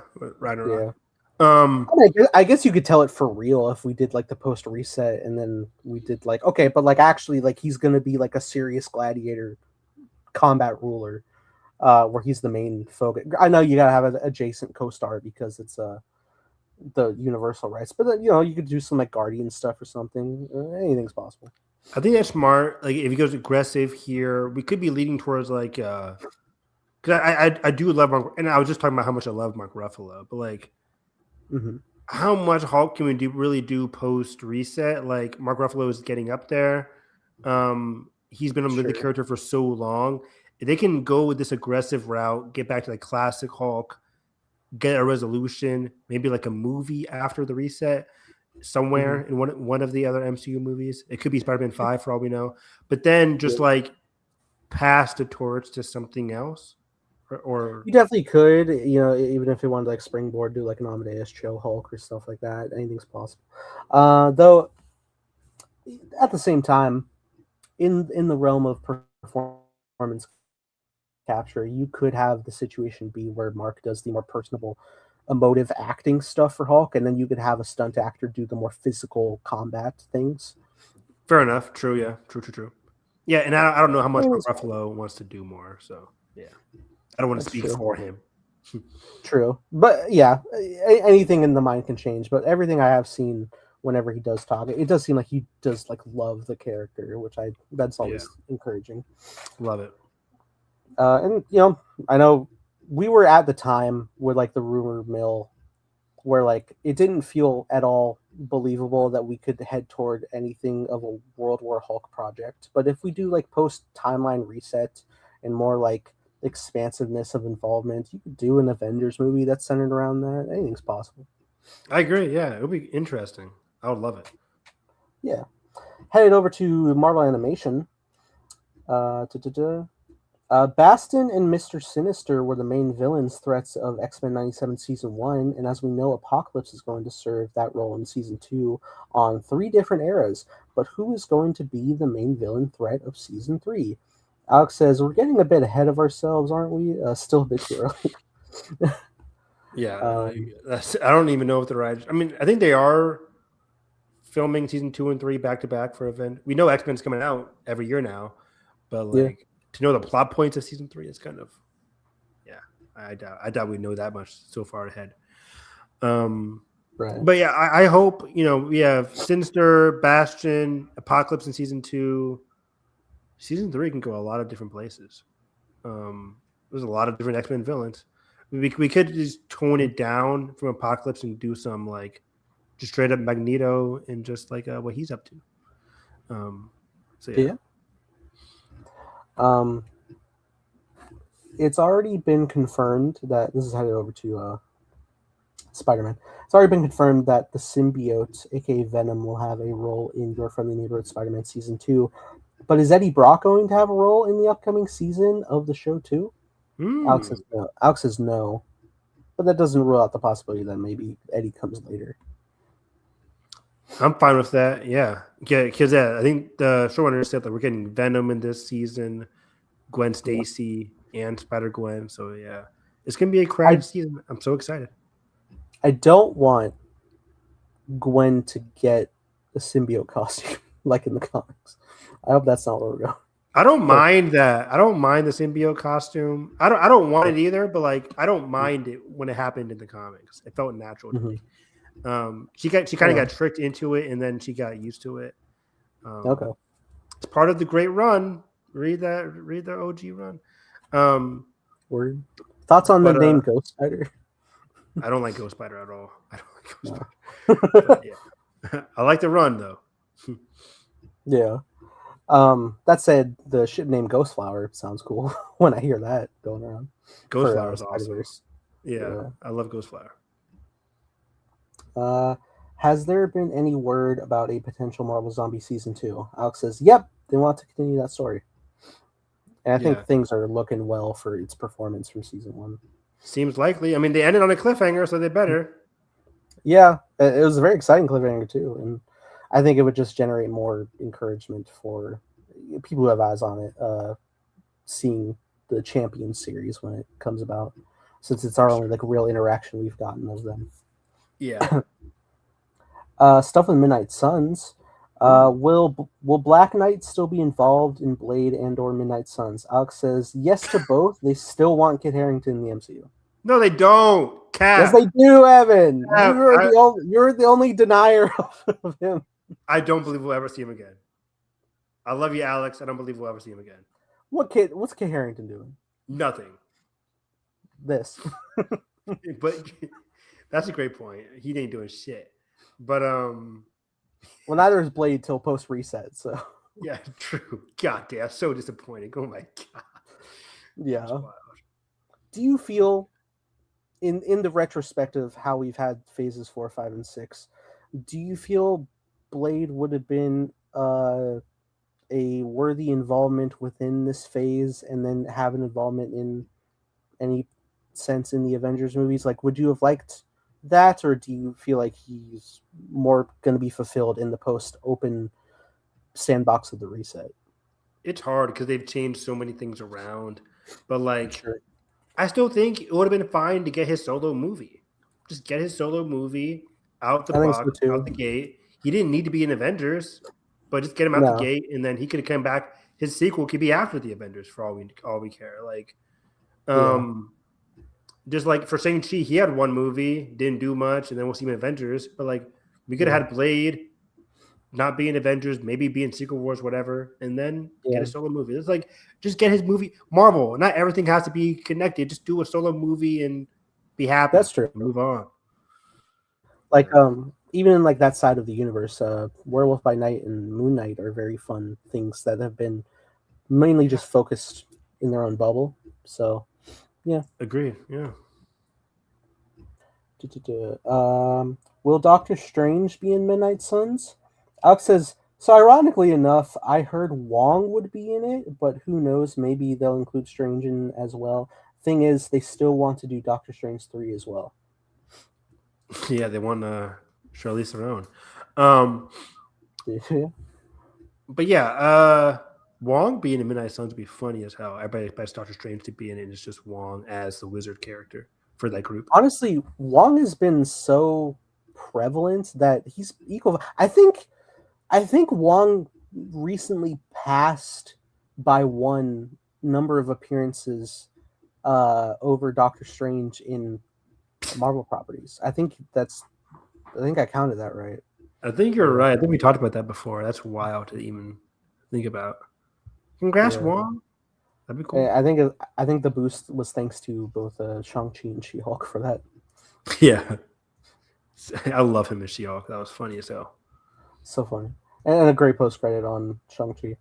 I think this is the last one here. What do they have planned that you can tell to us for the Magic Corner in the future beyond the Midnight Suns? Or that's the only thing as of right now? Alex says they want to do more stuff with Strange Academy, Nico Minoru, and Wiccan. Cool. I'll believe it when I see it. But yeah, Strange Academy and Midnight Suns are the rumored extra Disney Plus shows that I keep hearing about, that we keep hearing about. Yes. Strange Academy seems kind of like more my speed than Midnight Suns. I like the school wizardy setting. And the actress who played that character that you just said, she was really good in Ironheart. I liked her in Ironheart. So we'll see what goes on. She's one of the best parts of Ironheart for sure. Oh, absolutely. And that was the end of the article for this is part 2 of the month. I didn't even, I guess there was a part 1 article as well. But I'm not going to make you sit here if you don't want to. Yeah, we're good. Yeah. You had one job, Nathan. You're supposed to stay on those things. That's your one job. Sorry. We can touch on that next time, and when we're probably also breaking down the in-theater teaser for Doomsday. Yeah. Next week. Yeah, that's crazy. Yeah, so do you want to go live like next Thursday or Friday then? Whenever you see, when do you see an Avatar? I got Thursday tickets.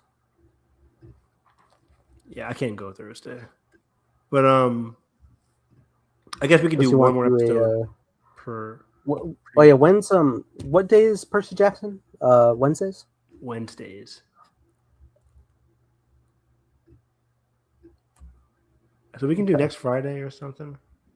Yeah. Do we feel we have enough room to talk the finale, some Percy Jackson, and other stuff? Yeah, I mean, we did today. We just went off tangent. If finale, Percy Jackson, Avengers trailer. That'll be it. Because I'm not seeing Avengers. I'm not seeing Avatar until next Saturday. Okay. Okay, I'm not going during the week. It ain't that important. So, yeah. Do I go next Thursday? Why not? I'll ask Jalen what he wants to do. So we'll it's a week to Christmas. Because that way we can talk about it, Percy, and it'll just be one Percy episode this time. So it'll be it, Percy, and Avatar, and Avengers. Man, okay, we'll fit it in. It won't be this late because, yeah. I mean, if it's Friday, we can go later we want. Thursdays, I have a limit, but okay. Fridays we can go as late as we want. Anyways, this was a fun day. I had a good snow day today, and the night is just beginning. Find me on Twitter at Harris EV9, talking all things Percy Jackson. Like Percy Jackson is like my obsession now because episode comes out on Wednesdays. They do behind the scenes stuff on Fridays called Demigod Diaries, which they did some behind the scenes stuff today. They have a podcast with Arian, the guy who plays Grover. Comes out on Thursdays, and then Saturday they're having a what's it called? A watch where the cast watches the episodes of the week. A watch party. Watch party. Thank you. Watch party on Saturdays, so it's like my obsession. And I'm reading the book right now. I'm playing games today, so good shit. Good shit. If I'm on Twitter, Harris EV9. Oh, before we leave, the Game Awards. The reason we weren't live yesterday, Game Awards happened. 2 new Star Wars games: Star Wars Racer, which seems very cool, and Star Wars Fate of the Old Republic. Holy shit. Very, very cool. It was funny because this morning, Jason, I forget his last name. He's a very well-known game. Not Derulo. Jason Derulo. Jason Schreier, I think. He's a very well-known game leaker and information person. He said the game might not be coming until 2030 at the earliest. But then the Fate of the Old Republic director, Casey from BioWare, says it's definitely going to come out before 2030. Do not believe that rumor. So that gives me hope for like a 2029 release.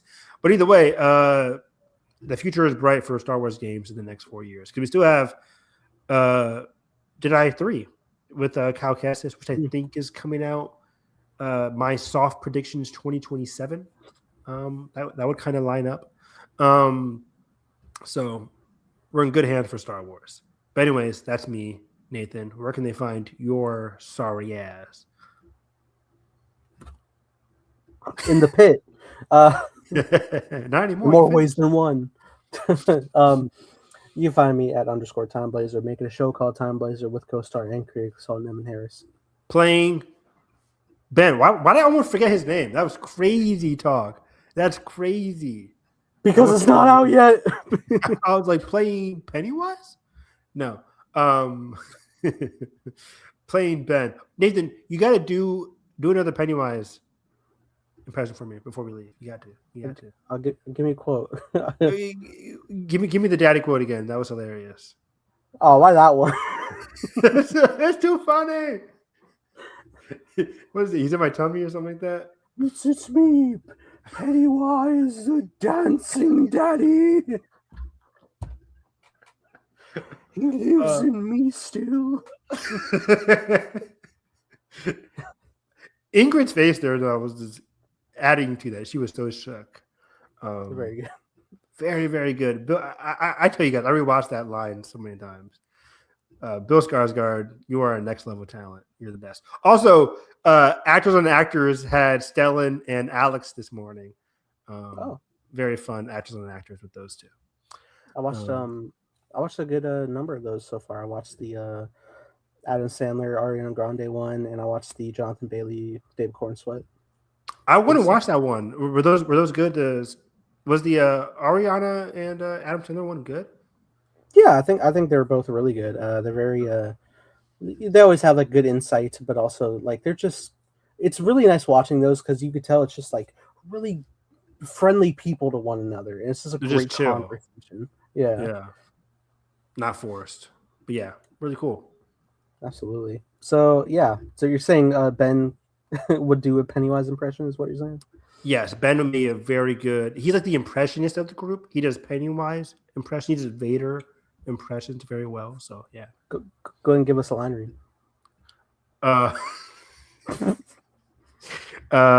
Next time. Bitch, you brought in. I had to do the daddy line twice on this pod. Because you were good Pennywise. I didn't have to do it the first time. You're good. The second time here. You did it the first time, and it was very good. Nice to ask for an encore. I was doing you a favor. I mean, I'll let this clock tick to 3 hours. Oh my gosh. We could go 3 hours, bitch. I can't do a Vader impression. I'm not good with Vader. We'll do a Pennywise one. I just gonna sound like Mickey Mouse. I can't do good. The dancing daddy. That's my Pennywise. Can you do a Vecna? I was like, what does Vecna even sound like? Well, is that it? Yeah. Can you do an anime impression? Is the real question. Baka. No. Can you do a Sora? I wish. No, I don't. My voice is too deep for Sora now. Sora's too happy. Come on, Donald the Goofy. No, I can't do it. He has a very, very light voice. Right on. It's crazy documentation on this episode. 181, baby. Somebody just came in like, what are these guys on about? What the fuck? somebody tell Draven, like, hey, just watch the last 2 minutes. Don't do that. All right. Watch the last 5 minutes, Draven. I'll make you admin. That being said, if you guys enjoyed this, hit the like button, subscribe not already, ring the bell. Famous coverage on all things movie, TV, impressions. That being said, hope you have a great time. I hope to see you next time. Good night, guys.